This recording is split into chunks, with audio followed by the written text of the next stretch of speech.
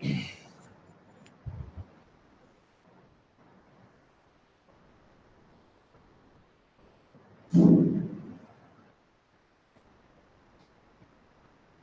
اللہ الرحمن الرحیم، الحمد للہ رب العالمین، والصلاة والسلام علی سید المرسلین وعلی آلہ وصحبہ اجمعین۔ آج ہم تیسرے بارے میں گفتگو کریں گے، اور اس میں بھی جو ہم نے پہلے بات کی تھی سورہ بقرہ کے معانی کے لحاظ سے جو اس کے حصے بیان کیے گئے تھے، تو اس کے لحاظ سے بھی یہ تیسرے حصے کا ہی کچھ حصہ ہے جس میں یہ چیزیں بیان کی گئی ہیں جو اب آپ کے سامنے آ رہی ہیں، اور اس کے بعد پھر وہ آخر میں چوتھا حصہ ہے جس میں وہ دعا بھی ہے اور اللہ تعالیٰ کے کچھ احکام بھی ہیں، اور اس کے بعد پھر سورہ آل عمران شروع ہوگی، اور اس کو بھی ہم بیان کریں گے کہ اس میں کون کون سے مضامین اس میں شامل ہیں، اور اس پر بھی انشاءاللہ بات ہوگی۔ تو آئیے شروع کرتے ہیں آج کا یہ پارہ۔ اعوذ باللہ من الشیطان الرجیم، تلک الرسل فضلنا بعضهم على بعض منهم من کلم اللہ ورفع بعضهم درجات وآتینا عیسی ابن مریم البینات وأیدناه بروح القدس ولو شاء اللہ ما اقتتل الذین من بعد ما جاءتهم البینات ولكن اختلفوا فمنهم من آمن ومنهم من كفر وَلَوْ شَاءَ اللَّهُ مَا اقْتَتَلُوا وَلَكِنَّ اللَّهَ يَفْعَلُ مَا يُرِيدُ۔ فرمایا کہ ہم نے ان رسولوں میں سے بعض کو بعض پر فضیلت دی ہے، ان میں سے بعض وہ ہیں جن سے اللہ نے بات کی، اور بعض کو اللہ نے کئی گنا اونچا مقام دیا۔ ہم نے عیسی ابن مریم کو معجزات دیے، اور روح القدس جبریل علیہ السلام کے ذریعے ان کی تائید کی، اور اگر اللہ چاہتا تو ان رسولوں کے بعد آنے والے لوگ ان کے پاس کھلی نشانیاں آ جانے کے بعد آپس میں جنگ نہ کرتے، لیکن وہ اختلاف میں پڑ گئے، لیکن ان میں سے بعض ایمان لے آئے اور بعض نے کفر کی راہ اختیار کی، اور اگر اللہ چاہتا تو وہ لوگ آپس میں جنگ نہ کرتے، لیکن اللہ جو چاہتا ہے کرتا ہے۔ تو یہاں پر جو بات ہو رہی ہے انبیاء اور رسول کے بارے میں، اس میں پہلی بات تو یہ ہے کہ ان کی آپس کے فضیلت موجود ہے، جو اللہ نے کی ہے ان کو مختلف باتوں سے مختلف چیزوں سے فضیلت دی ہے۔ بعض کو جیسے فرمائیں کہ اللہ تعالیٰ ان سے ہم کلام ہوا، جیسے موسیٰ علیہ السلام سے ہم کلام ہوا، رسول اللہ صلی اللہ علیہ وسلم سے جب آپ معراج پہ تشریف لے گئے اس وقت بات ہوئی، اور اس کے ساتھ ساتھ پھر جو حضرت عیسی ابن مریم علیہ السلام کو معجزات دیے اور روح القدس کے ذریعے سے ان کی تائید فرمائی، یہ تمام اس بات کی دلیل ہے کہ یہ فضیلت اللہ کی طرف سے ہے۔ ہمیں منع کر دیا کہ ہم کوئی فضیلت کریں۔ کسی یہودی نے کہا کہ قسم کھا کہ اللہ تعالیٰ نے حضرت موسیٰ علیہ السلام کو فضیلت دی، تو ظاہر ہے کہ اس کے مقابلے میں ایک مسلمان نے کہا کہ ہمارے نبی جو ہیں وہ سب سے زیادہ افضل ہیں، اسی پہ جھگڑ پڑے۔ تو وہ اللہ تعالیٰ نے منع فرمایا کہ یہ تمہیں فضیلت دینے کی اجازت نہیں ہے کہ تم فضیلتیں دیتے رہو یا لوگوں کو بتاتے رہو، یہ تمہارا کام نہیں ہے، یہ تو اللہ کا کام ہے۔ اللہ تعالیٰ نے فضیلت دی ہے، اللہ تعالیٰ نے کسی کو کوئی مقام دیا ہے، کسی کو کوئی مقام دیا ہے، یہ سب اللہ تعالیٰ کے معاملے ہیں، اس میں ہم جو ہے وہ کچھ نہیں کہہ سکتے۔ اور نبی کریم صلی اللہ علیہ وسلم نے بھی جو اپنا بتایا ہے وہ بھی اس لحاظ سے ہے کہ اللہ نے جو آپ کو مقام دیا اس لحاظ سے آپ نے اپنی بھی فضیلت بیان کی ہے، اور آپ ظاہر ہے کہ افضل ہیں، پوری انسانیت میں افضل ترین شخصیت ہیں، انبیاء کرام میں، رسول کرام میں آپ کو ان کی امامت کا درجہ حاصل ہے، تو یہ سب اللہ کی طرف سے ہیں۔ اور دوسری بات یہ ہے کہ اگر اللہ تعالیٰ چاہتا تو ان رسولوں کے بعد آنے والے جو ہیں وہ ان کی کھلی نشانیاں دیکھنے کے بعد آپس میں جنگ نہ کرتے، کوئی اختلاف نہ ہوتا، لیکن جب وہ اختلاف میں پڑ گئے تو اس کے بعد جو ہے پھر یہ مسائل پیدا ہوئے، اور اسی کی وجہ سے کوئی ایمان لے آیا، کوئی کفر میں مبتلا ہو گیا، وہ سب اپنے اپنے ان کے معاملات ہیں جس کی وجہ سے ہوا ہے۔ اور اصل چیز یہی ہے کہ اللہ تعالیٰ نے اپنی آیات نازل فرمائی ہیں تاکہ لوگ سوچ سمجھ کے اس پہ عمل کریں، سوچیں سمجھیں، عقل سے کام لیں اور اس پر پھر عمل کریں۔ اس کے بعد ہم دیکھتے ہیں کہ انفاق فی سبیل اللہ کا ذکر آیا ہے یہاں پر، جیسے فرمایا کہ اے ایمان والو، ہم نے تمہیں جو روزی دی ہے اس میں سے اللہ کی راہ میں خرچ کرو، وہ دن آنے سے پہلے جب نہ کوئی خرید و فروخت ہوگی، نہ کوئی دوستی کام آئے گی، نہ کوئی سفارش، اور کفر کرنے والے اپنے اوپر ہی ظلم کرنے والے ہیں۔ تو یہاں پر جو بات بتائی گئی کہ اللہ کی راہ میں خرچ کرنا ہے، انفقو، کس میں سے؟ جو ہم نے تمہیں دیا ہے۔ تو اللہ نے جو دیا ہے وہ رزق دیا ہے، اور رزق کیا ہے؟ وہ پاکیزہ رزق ہے، جو پاک ہے، اس میں کوئی حرام کی آلائش نہیں ہے، اس میں سے دیا ہے۔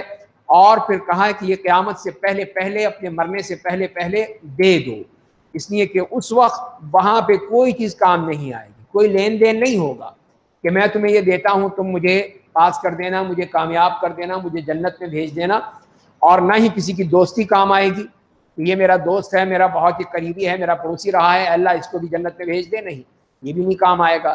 کسی کی سفارش آپ کریں کہ یہ میں اس کی سفارش کرتا ہوں، تو نہیں، جیسے ہم آیت الکرسی میں پڑھ چکے ہیں کہ، یا اس میں آئے گی، جی آیت الکرسی تو اب آئے گی، کہ جس میں یہ بتا دیا کہ من ذا الذی یشفع عندہ الا باذنہ، اس کی اجازت کے بغیر تو کوئی سفارش ہے ہی نہیں، تو لہذا اب کوئی سفارش کا معاملہ بھی ختم ہو گیا۔ والکافرون هم الظالمون، اور پھر کافر ہی وہ ظالم ہیں جو کہ یہ ظلم کرتے ہیں اور اس طرح اللہ تعالیٰ کے احکام کو پس پش ڈال دیتے ہیں۔ اور اس کے بعد پھر یہ آیت الکرسی آئی، اور یہاں پہ یہ یوں کہہ لیجئے کہ آیت نمبر 255 سے لے کر 260 تک یہ ایک جملہ معترضہ ہے، اس لیے کہ اس کے بعد پھر انفاق فی سبیل اللہ کی بات آ گئی۔ یہ بیچ میں چند آیات ہیں جو اللہ تعالیٰ نے بیان کی ہیں، اور اس میں اللہ تعالیٰ نے اپنی قدرت کا تذکرہ فرمایا ہے، اپنی صفات بیان کی ہیں، اور اس میں یہ آیت الکرسی آتی ہے جو کہ قرآن کریم کی سب سے عظیم آیت ہے، عظیم ترین آیت ہے۔ جیسے کہ آپ نے حضرت ابی ابن کعب رضی اللہ تعالیٰ عنہ سے پوچھا تھا کہ کیا تم جانتے ہو کہ اس کی سب سے عظیم آیت کون سی ہے؟ انہوں نے کہا کہ آیت الکرسی ہے، تو آپ نے ان کو مبارکباد دی کہ تمہیں یہ علم مبارک ہو۔ تو اس میں جو فرمایا گیا اللہ لا الہ الا هو الحی القیوم، اللہ کے علاوہ کوئی معبود نہیں، وہ ہمیشہ سے زندہ ہے، تمام کائنات کی تدبیر کرنے والا ہے، اسے نہ اونگ آتی ہے اور نہ نیند، آسمان اور زمین میں جو کچھ ہے سب اسی کی ملکیت ہے۔ کون ہے جو اس کی جناب میں بغیر اس کی اجازت کے کسی کے لیے شفاعت کرے؟ وہ تمام وہ کچھ جانتا ہے جو لوگوں کے سامنے ہے، ان کے پیچھے ہے، اور لوگ اس کے علم میں کسی بھی چیز کا احاطہ نہیں کرتے ہیں سوائے اتنی مقدار کے جتنی وہ چاہتا ہے۔ اس کی کرسی کی وسعت آسمانوں اور زمین کو شامل ہے، اور ان کی حفاظت اس پر بھاری نہیں ہے، وہی بلندی اور عظمت والا ہے۔ تو اس آیت میں دیکھ لیجیے، جو ایک آیت ہے اور اس میں یہ اتنے اہم مضامین دے دیے گئے ہیں، اتنی اہم باتیں بیان کر دی گئی ہیں۔ پہلی بات کہ اللہ کے سوا کوئی معبود حقیقی نہیں ہے، صرف ایک معبود ہے، وہی عبادت کے لائق ہے، اس کے علاوہ اور کوئی نہیں ہے۔ دوسری بات کہ وہ الحی، اس کی زندگی جو ہے وہ یقینی زندگی ہے، ہمیشہ سے ہے، ہمیشہ رہے گا، اس کے لیے موت نہیں۔ یہ ہم ہیں مخلوقات جو مر جاتے ہیں، ختم ہو جاتے ہیں، ہماری زندگی عارضی ہے، لیکن اللہ کی زندگی جو ہے دائمی ہے، اس کو خاتمہ نہیں ہے۔ القیوم، جو کہ تمام کائنات کی تدبیر کرنے والا ہے، تمام کائنات کو اس نے سنبھالا ہوا ہے، تمام کائنات کو وہ قائم کیے ہوئے ہے، تو اس کے علاوہ اور کوئی نہیں کر سکتا۔ کسی کو تقسیم نہیں کیا جا سکتا کہ فلاں خدا جو ہے بارش برساتا ہے، فلاں خدا جو ہے وہ یہ کرتا ہے، یہ سب شرک ہے۔ اللہ کے ساتھ کسی اور کو شریک کرنا ہے اس کی صفات میں۔ اس کے بعد تیسری بات جو فرمائی گئی کہ لا تأخذہ سنۃ ولا نوم، ہر قسم کی وہ جو نقص ہے، ناقص چیزیں، ان سے وہ پاک ہے۔ تو یہ اونگ آنا، یہ نیند کی کا ایک پیش خیمہ ہوتا ہے، اور اس کی وجہ سے پھر نیند آتی ہے بعد میں۔ تو یہ ہمارا ایک نقص ہے ہم مخلوقات کا، کہ ہم جب تھک جاتے ہیں یا نیند آنے لگتی ہے تو اونگ آتی ہے، جیسے ہم یہیں بیٹھے بیٹھے کچھ لوگ جو ہیں اونگنے لگتے ہیں، تو یہ ظاہر ایک فطری چیز ہے، ایک چیز مسلسل جو ذہن میں پڑ رہی ہے، آنکھوں میں کانوں میں پڑ رہی ہے، اس کی بنا پر پھر نیند آنے لگتی ہے۔ تو یہ ایک فطری چیز ہے کہ اس کو ہم نہیں کہہ سکتے کہ کوئی جان بوجھ کے سوتا ہے، نہیں، یہ ایک فطری چیز ہے۔ تو لہذا اللہ اس چیز سے بالکل پاک ہے، لا تأخذہ سنہ، اس کو کوئی اونگ نہیں آتی، اور اونگ کے بعد پھر نیند آتی ہے، اسی لیے پھر نیند کا بھی کہہ دیا کہ نیند بھی اس کے ہاں نہیں ہے۔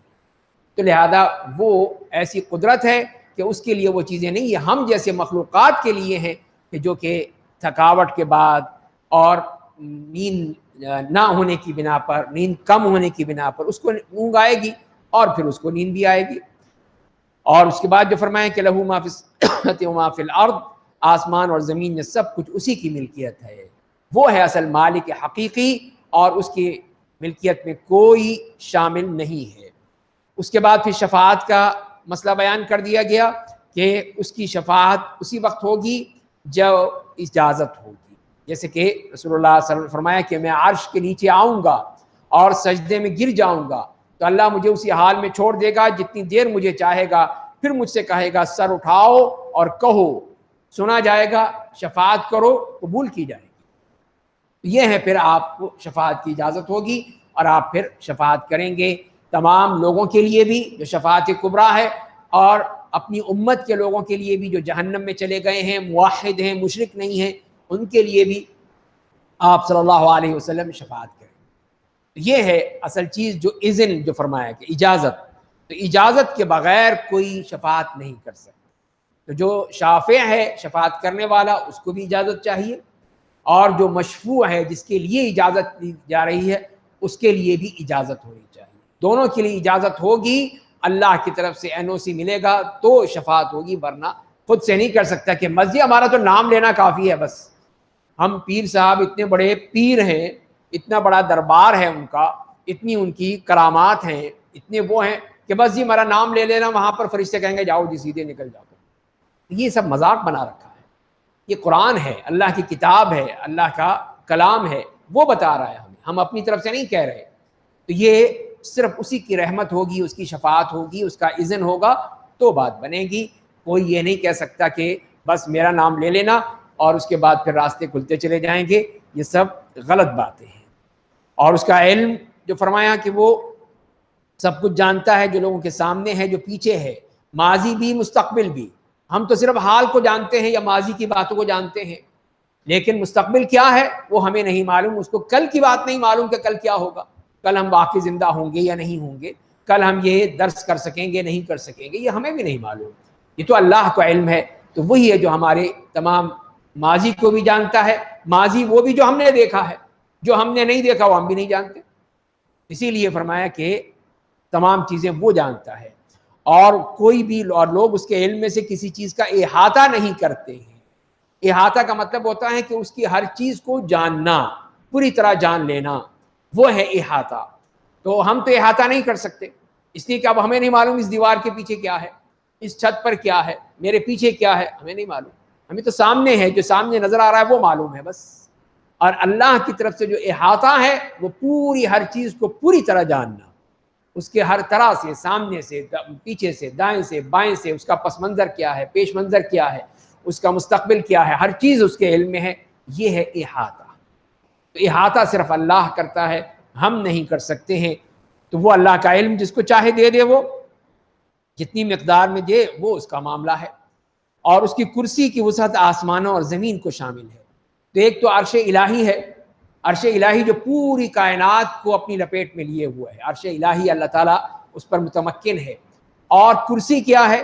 تو بعض لوگوں نے کہا کہ بعض روایت سے ابن عباس کا قول ہے کہ وہ جو اللہ تعالیٰ کے قدموں کی جگہ ہے، جہاں پہ قدم ہوتے ہیں اللہ کے، اللہ تعالیٰ جانتا ہے کہ ان کی کیفیت کیا ہے، ہم نہیں جانتے، تو وہ ہے کرسی، اس کو کرسی کہا گیا ہے۔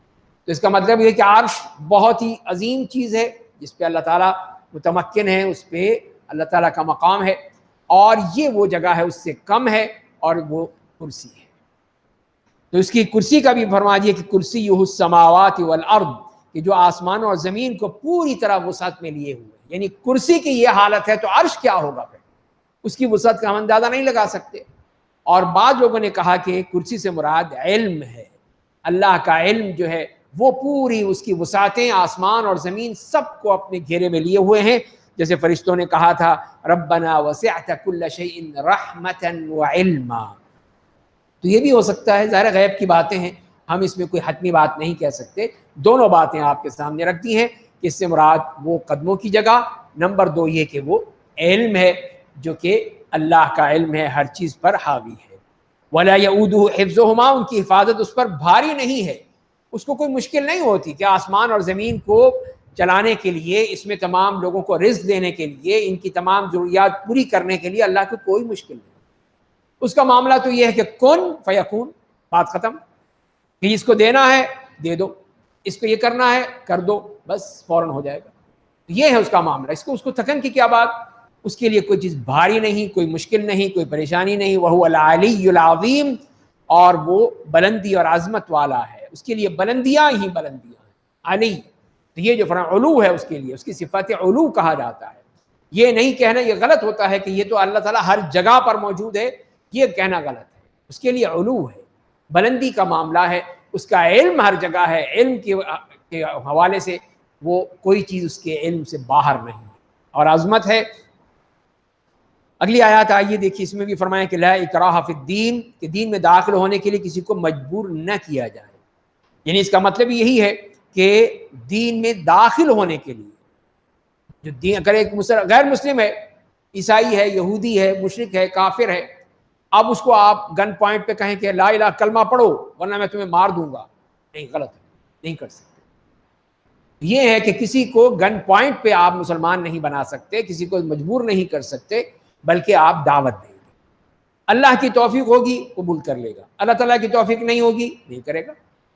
خود نبی کریم صلی اللہ علیہ وسلم مکے میں تھے, کتنے ہی لوگ تھے, سب کو آپ نے دعوت دی. اس دعوت میں کیا سب مسلمان ہو گئے؟ نہیں ہوئے. ابو جہل ہے, ابو لہب ہے, ولید ابن مغیرہ ہے, اور دوسرے بے شمار ہیں, نہیں ہوئے. آپ نے کسی کو نہیں کہا کہ دیکھو تلوار ابھی لاتا ہوں میں تمہاری گردن اڑا دوں گا ورنہ جلدی سے کلمہ پڑھو, نہیں, یہ نہیں کہا. لا اکراہ فی الدین. لیکن اب لوگ جو اس سے غلط استدلال لیتے ہیں, وہ یہ کہتے ہیں کہ دین میں کوئی جبر نہیں ہے. تو اس کا غلط مفہوم لیتے ہیں اس بات کا, کہ وہ مطلب یہ ہے کہ ہم کسی کو نہیں کہہ سکتے کہ نماز پڑھو, باپ اپنے بچوں کو نہیں کہہ سکتا کہ نماز پڑھو ورنہ تمہاری پٹائی کروں گا. یہ غلط مفہوم لے رہے ہیں, غلط اس کا معنی لے رہے ہیں. اس کا مطلب ہے کہ دین میں آنے کے بعد پھر سختی ہوگی, پھر زبردستی کی جائے گی. جو نماز نہیں پڑھے گا اس کو ڈنڈے لگائے جائیں گے کہ نماز کیوں نہیں پڑھتے, اور جو نمازی نہیں ہے, تارک نماز ہے, وہ کافر ہے, اس کی گردن اڑا دی جائے گی. تو یہ ہے, یہ دین میں آنے کے بعد پھر سختی ہی سختی ہے. جو دین پر چلے گا اس کے لیے کوئی مسئلہ نہیں ہے, جو دین پر نہیں چلے گا اس کو سختی ہے. تو لہذا یہ آیت سمجھنے والی ہے کہ لوگ اس کو سمجھتے نہیں ہیں, اور فوراً آپ کسی سے کہیں کہ بھائی یہ کرو, کوئی لا اکراہ فی الدین, دین میں کوئی جبر نہیں ہے, دین میں کوئی جبر نہیں ہے. بھائی آپ قرآن کو سمجھتے نہیں ہیں, قرآن کی آیت کو سمجھتے نہیں ہیں, پھر آپ خام خواہ اپنے آپ اس کا مفہوم لے کر کچھ سے کچھ کر رہے ہیں, یہ جائز نہیں ہے. اس کے بعد فرما دیا کہ رشد اور غی کے بارے میں کہ ہدایت گمراہی سے الگ اور نمایاں ہو چکی ہے. بس جو کوئی طاغوت کا انکار کر دے گا, اللہ پر ایمان لے آئے گا, اس نے در حقیقت ایسے مضبوط کڑے کو پوری قوت کے ساتھ تھام لیا جو کبھی نہیں ٹوٹے گا. اللہ بڑا ہی سننے والا اور جاننے والا ہے. تو یہاں پر بھی فرمایا فمن یکفر بالطاغوت, طاغوت کا کفر کرنا یہ ایمان کا حصہ ہے. یہ نہیں ہو سکتا کہ ایمان بھی لائیں اور طاغوت کو بھی مانے, طاغوتی نظام کو بھی مانے, طاغوتی قوتوں کو بھی مانے, نہیں, یہ نہیں ہو سکتا. اس لیے لازمی ہے کہ ہم نے شرک کا بھی انکار کرنا ہے, طاغوت کا, کفر کا, سب کا انکار کرنا ہے, تب ایمان, ہمارا ایمان صحیح ہوگا, تب ہم کہیں گے کہ ہاں باقی یہ ایمان ہے. اسی لیے فرما دیا گیا ہے فمن یکفر بالطاغوت ویؤمن باللہ فقد استمسک بالعروۃ الوثقی. اللہ ایمان والوں کا دوست ہے, وہ انہیں کفر کے اندھیروں سے نکال کر نور ایمان تک پہنچاتا ہے, اور کفر کرنے والوں کا دوست طاغوت ہے جو انہیں نور ایمان سے محروم کر کے ظلمت کفر تک پہنچا دیتا ہے. وہی لوگ جہنم والے ہیں, اس میں ہمیشہ کے لیے رہیں گے. تو اللہ تعالیٰ پھر اپنے ان بندوں کا دوست ہے, ان کا سرپرستی کرتا ہے, ان کے لیے ہدایت کے راستے کھولتا ہے. یخرجہم من الظلمات الی النور, کہ ان کو تاریکیوں سے نکال کر روشنیوں میں لاتا ہے, روشنی میں لاتا ہے. ایک روشنی کہا ہے, اندھیرے بہت ہیں, روشنی ایک ہے, اور وہ اسلام کی روشنی ہے, قرآن کی روشنی ہے, اس کے لیے فرمایا ہے. اور جو کافر ہیں ان کے دوست کون ہیں؟ وہ طاغوت, جو اللہ کے سوا جس کو بھی پوجا جائے, جس کی عبادت کی جائے, وہی طاغوت ہے. جو بھی ہو اس کو ہم طاغوت کہیں گے. تو یہ ان کے جو دوست ہیں, یہ طاغوتی نظام ہے, طاغوتی لوگ ہیں. وہ لوگ اس معاملے میں ان لوگوں کے ساتھ چلتے ہیں, اور ان کا کام کیا ہے کہ لوگوں کو نور سے, روشنی سے اندھیروں کی طرف بھٹکتے ہیں, اندھیروں کی طرف لے جاتے ہیں, کہ وہ نہیں چاہتے کہ لوگ اللہ کے دین کو قبول کریں, اور یہی جہنمی ہے جس میں ہمیشہ رہیں گے. اور اس کے بعد پھر اللہ تعالیٰ نے 3 واقعات بیان کر کے اپنی قدرت کا تذکرہ فرمایا ہے. الم تر الی الذی حاج ابراہیم فی ربہ، کیا آپ نے اس شخص کے حال پر غور نہیں کیا جس نے ابراہیم سے ان کے رب کے بارے میں حجت کی؟ اس لیے اللہ نے اسے حکومت دے رکھی تھی. جب ابراہیم نے کہا میرا رب تو وہ ہے جو زندگی اور موت دیتا ہے، اس نے کہا میں زندہ کرتا ہوں اور مارتا ہوں. ابراہیم نے کہا اللہ آفتاب کو مشرق سے نکالتا ہے، تو اسے مغرب سے نکال کر دکھا. تو وہ کافر لاجواب ہو گیا، اللہ ظالموں کو ہدایت نہیں دیتا. تو یہ نمرود بن کنعان جو بابل کا بادشاہ تھا، وہ اپنی جگہ یہی سمجھتا تھا کہ میں ہوں خدا، میں سب کچھ کر سکتا ہوں. تو لہذا جب ابراہیم علیہ السلام نے دعوت دین دی تو انہوں نے بتایا کہ میرا رب وہ ہے جو زندہ کرتا ہے اور مارتا ہے. اس نے کہا وہ تو میں بھی کر سکتا ہوں. 2 بندے بلائے جیل میں سے، ایک کو چھوڑ دیا، ایک کو گردن مار دی. دیکھ لو، میں نے ایک کو زندگی دے دی، ایک کو موت دے دی، یہ تو میں نے بھی کر لیا. تو ابراہیم علیہ السلام نے یہ نہیں کہا کہ اس کی پھر وہ معارضہ کرتے، بلکہ یہ کہا کہ اچھا ایک اور دلیل لے لو کہ میرا رب جو ہے وہ سورج کو مشرق سے طلوع کرتا ہے، تو مغرب سے دکھا دے، تو مغرب سے نکال کے دکھا، اگر کر سکتا ہے تو. اب چپ ہو گیا. فَبُهِتَ الَّذِي كَفَرَ، اب مبہوت ہو کے بالکل بیٹھ گیا کہ اب تو نہیں میں چل سکتا. اس کا جواب کیا کرے گا؟ یہ تو اس کی طاقت نہیں ہے. تو یہ ہے اصل چیز کہ ابراہیم علیہ السلام نے اس میں اس کو کسی طور پہ بھی مناظرہ کرنے کی ضرورت محسوس نہیں کی، بلکہ ایک اور دلیل دے دی جس میں وہ پھنس گیا اور جواب نہیں دے سکا. دوسرا واقعہ جو بیان کیا گیا، یا اس آدمی کے حال پر غور نہیں کیا جو ایک ایسی بستی سے گزرا جو اپنی چھتوں سمیت گری پڑی تھی. اس نے کہا کہ اللہ اب کس طرح اس بستی کو مر جانے کے بعد زندہ کرے گا. اس نے تعجب کا اظہار کیا، یہ کیسے ہو سکتا ہے؟ یہ کھنڈرات ہیں، ہر چیز جو ہے تباہ ہو چکی ہے، گھر ٹوٹ چکے ہیں، برباد ہو چکے ہیں، اب یہ کیسے زندہ ہوں گے یہ لوگ؟ تو اللہ نے تعالیٰ نے اس کو فرمایا. اور یہ کون تھا؟ بعض لوگوں نے کہا کہ حضرت عزیر علیہ السلام تھے. کون تھے اس کا نام نہیں بتایا ہمیں، لیکن کوئی بھی شخص تھا جو اس بات پہ تعجب کر رہا تھا. تو اللہ نے اسے 100 سال کے لیے مردہ کر دیا، اس کو مار دیا. 100 سال تک وہ اسی طرح مردہ پڑا رہا. پھر اسے وہ زندہ کیا. اللہ نے کہا تم کتنی مدت اس حال میں رہے؟ اس نے کہا 1 دن یا دن کا کچھ حصہ اس حال میں رہا ہوں. تو ظاہر ہے کہ اس نے یہی دیکھا کہ میں صبح کو مرا تھا، اب دوپہر کا وقت ہے تو تھوڑی سی دیر میں سو رہا ہوں یا مرا ہوں. تو اللہ تعالیٰ نے کہا کہ بلکہ 100 سال تم مردہ رہے ہو، 100 سال تمہیں موت آئی ہے. بس اپنے کھانے پینے کی چیزوں کو دیکھو، وہ خراب نہیں ہوئی ہیں، اور اپنے گدھے کو دیکھو، اور تاکہ تمہیں لوگوں کے لیے نشانی بنا دیں. اور گدھے کی ہڈیوں کی طرف دیکھو کہ ہم انہیں کس طرح اٹھا کر ایک دوسرے سے جوڑتے ہیں، پھر ان پر گوشت چڑھاتے ہیں. جب حقیقت اس کے سامنے کھل کر آ گئی تو کہا میں جانتا ہوں کہ بے شک اللہ ہر چیز پر قادر ہے. تو اس طرح دکھا دیے، دونوں چیزیں دکھا دی. وہ 100 سال ہو گئے، کھانا پینا اسی طرح رہا، کوئی خرابی نہیں، گلا سڑا نہیں، کچھ نہیں، اسی طرح کھڑا. اللہ کی قدرت. دوسری طرف اس کا گدھا، وہ اس کا بالکل مر چکا تھا، اس کی ہڈیاں پسلیاں سب کچھ انجر پنجر بن چکا تھا اور وہ پڑا ہوا تھا. کہا دیکھو اب. اور پھر اللہ نے اس گدھے کو دوبارہ پیدا کر دیا، اس کی جو ہڈیاں تھیں پڑی ہوئی تھیں ان کے اوپر گوشت چڑھا کے اس کو زندہ کر دیا. یہ ہے اللہ کی قدرت. اسی لیے فرمایا کہ جیسے اللہ تعالیٰ اس طرح کر سکتا ہے اس طرح ان لوگوں کو بھی زندہ کر سکتا ہے، اس بستی والوں کو بھی، جو بستی یہ مردہ پڑی ہے، جو کھنڈرات ہیں، سب زندہ ہو سکتے ہیں. تیسرا واقعہ پھر حضرت ابراہیم علیہ السلام کا. اور یاد کرو جب ابراہیم نے کہا اے میرے رب مجھے دکھا دے کہ تو مردوں کو کس طرح زندہ کرتا ہے، تو اس میں کوئی شک نہیں تھا ابراہیم علیہ السلام کو، بلکہ وہ اس کی ایک یقین چاہتے تھے، جیسے کہ انہوں نے خود کہا اطمینان چاہتے تھے. قال بلا قال اولم تؤمن، کہا کہ تم ایمان نہیں رکھتے؟ ابراہیم تم ایمان نہیں رکھتے، تمہیں شک ہے؟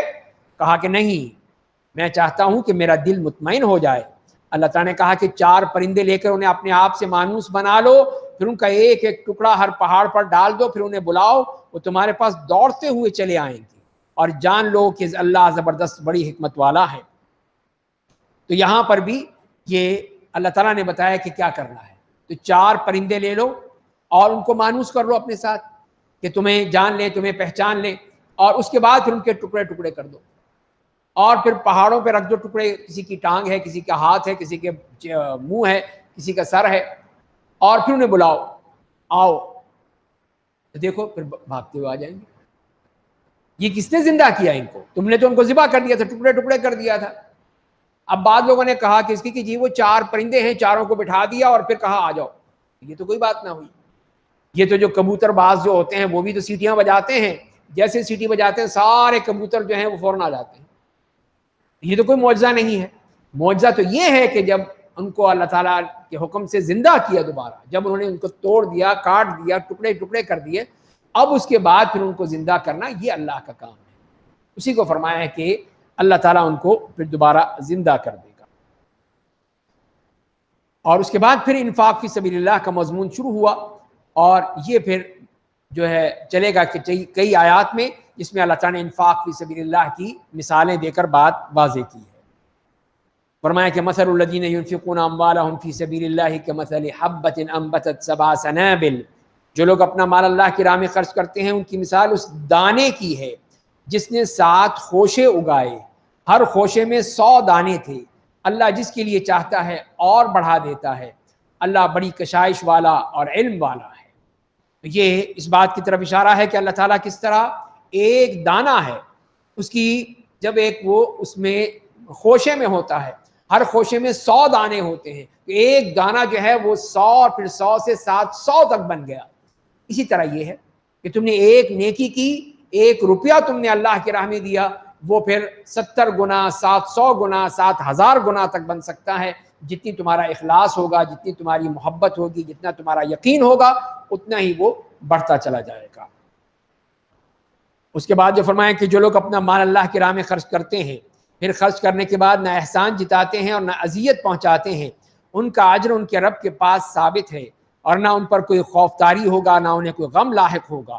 تو یہ ان لوگوں کے بارے میں کہ جو کہ خرچ کرتے ہیں لیکن اس کو برباد نہیں کرتے، جیسے کہ اگلی آیت میں آئے گا.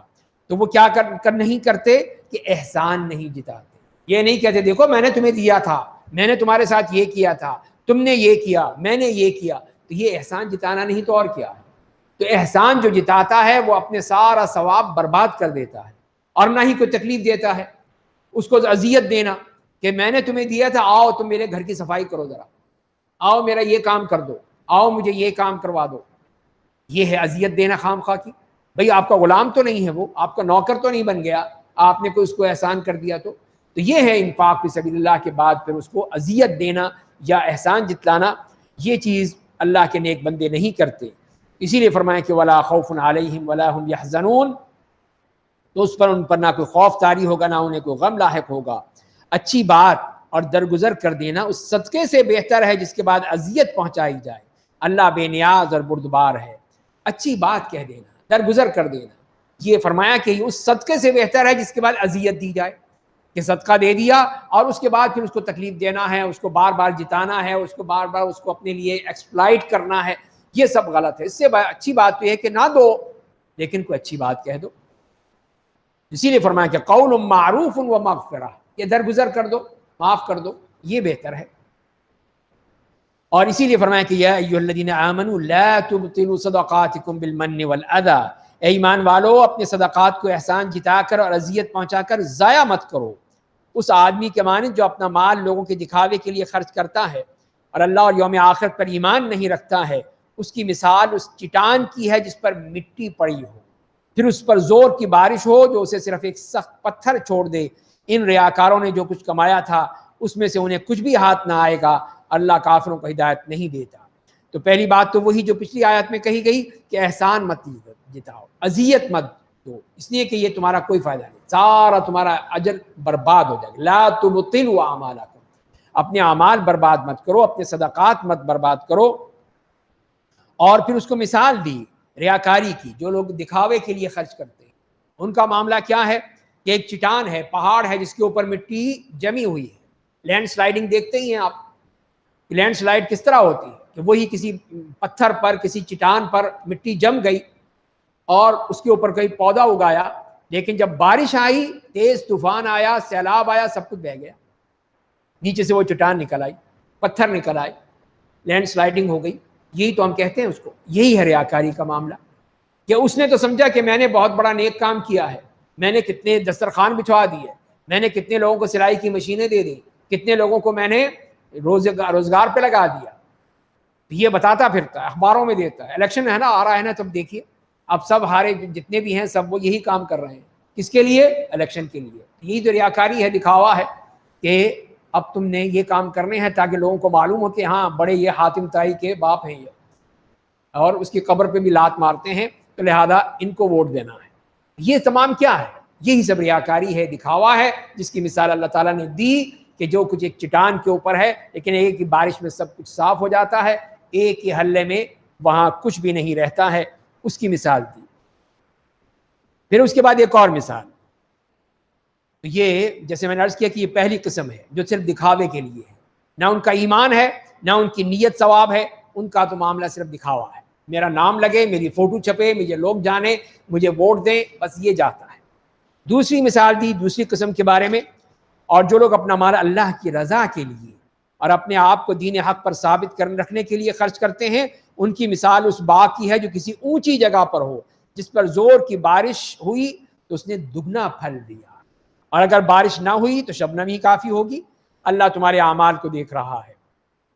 تو یہ وہ لوگ ہیں جو اللہ کی رضا کے لیے صدق کے دل سے خرچ کرتے ہیں اور کسی کو دکھا کر نہیں کرتے ہیں.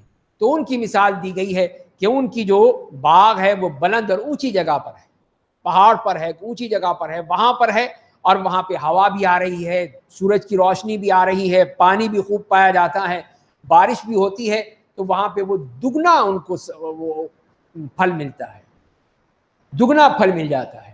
اور اگر بارش نہ بھی ہو تو اونچی جگہ ہے, وہاں پہ فوار برستی ہے, فوار ہونے کی وجہ سے پھر اس سے بھی فائدہ ہو جاتا ہے, پھر ان کو نقصان نہیں ہوتا. یہ مقصد ہے کہ ایسے لوگ جو صدق کے دل سے اخلاص سے اللہ کی راہ میں دیتے ہیں کہ کسی کو پتہ نہ چلے اور انتہائی خاموشی سے وہ اللہ کی راہ میں دیتے ہیں, ان کے لیے ہے کہ ان کے لیے یہ فرما دیا گیا کہ وہ اجر ان کو دیا جائے گا, اور اس کے لیے فرمایا اللہ تمہارے اعمال کو دیکھ رہا ہے, جانتا ہے کہ تم نے کس طرح دیا ہے, دل سے دیا ہے یا دکھاوے کے لیے دیا ہے.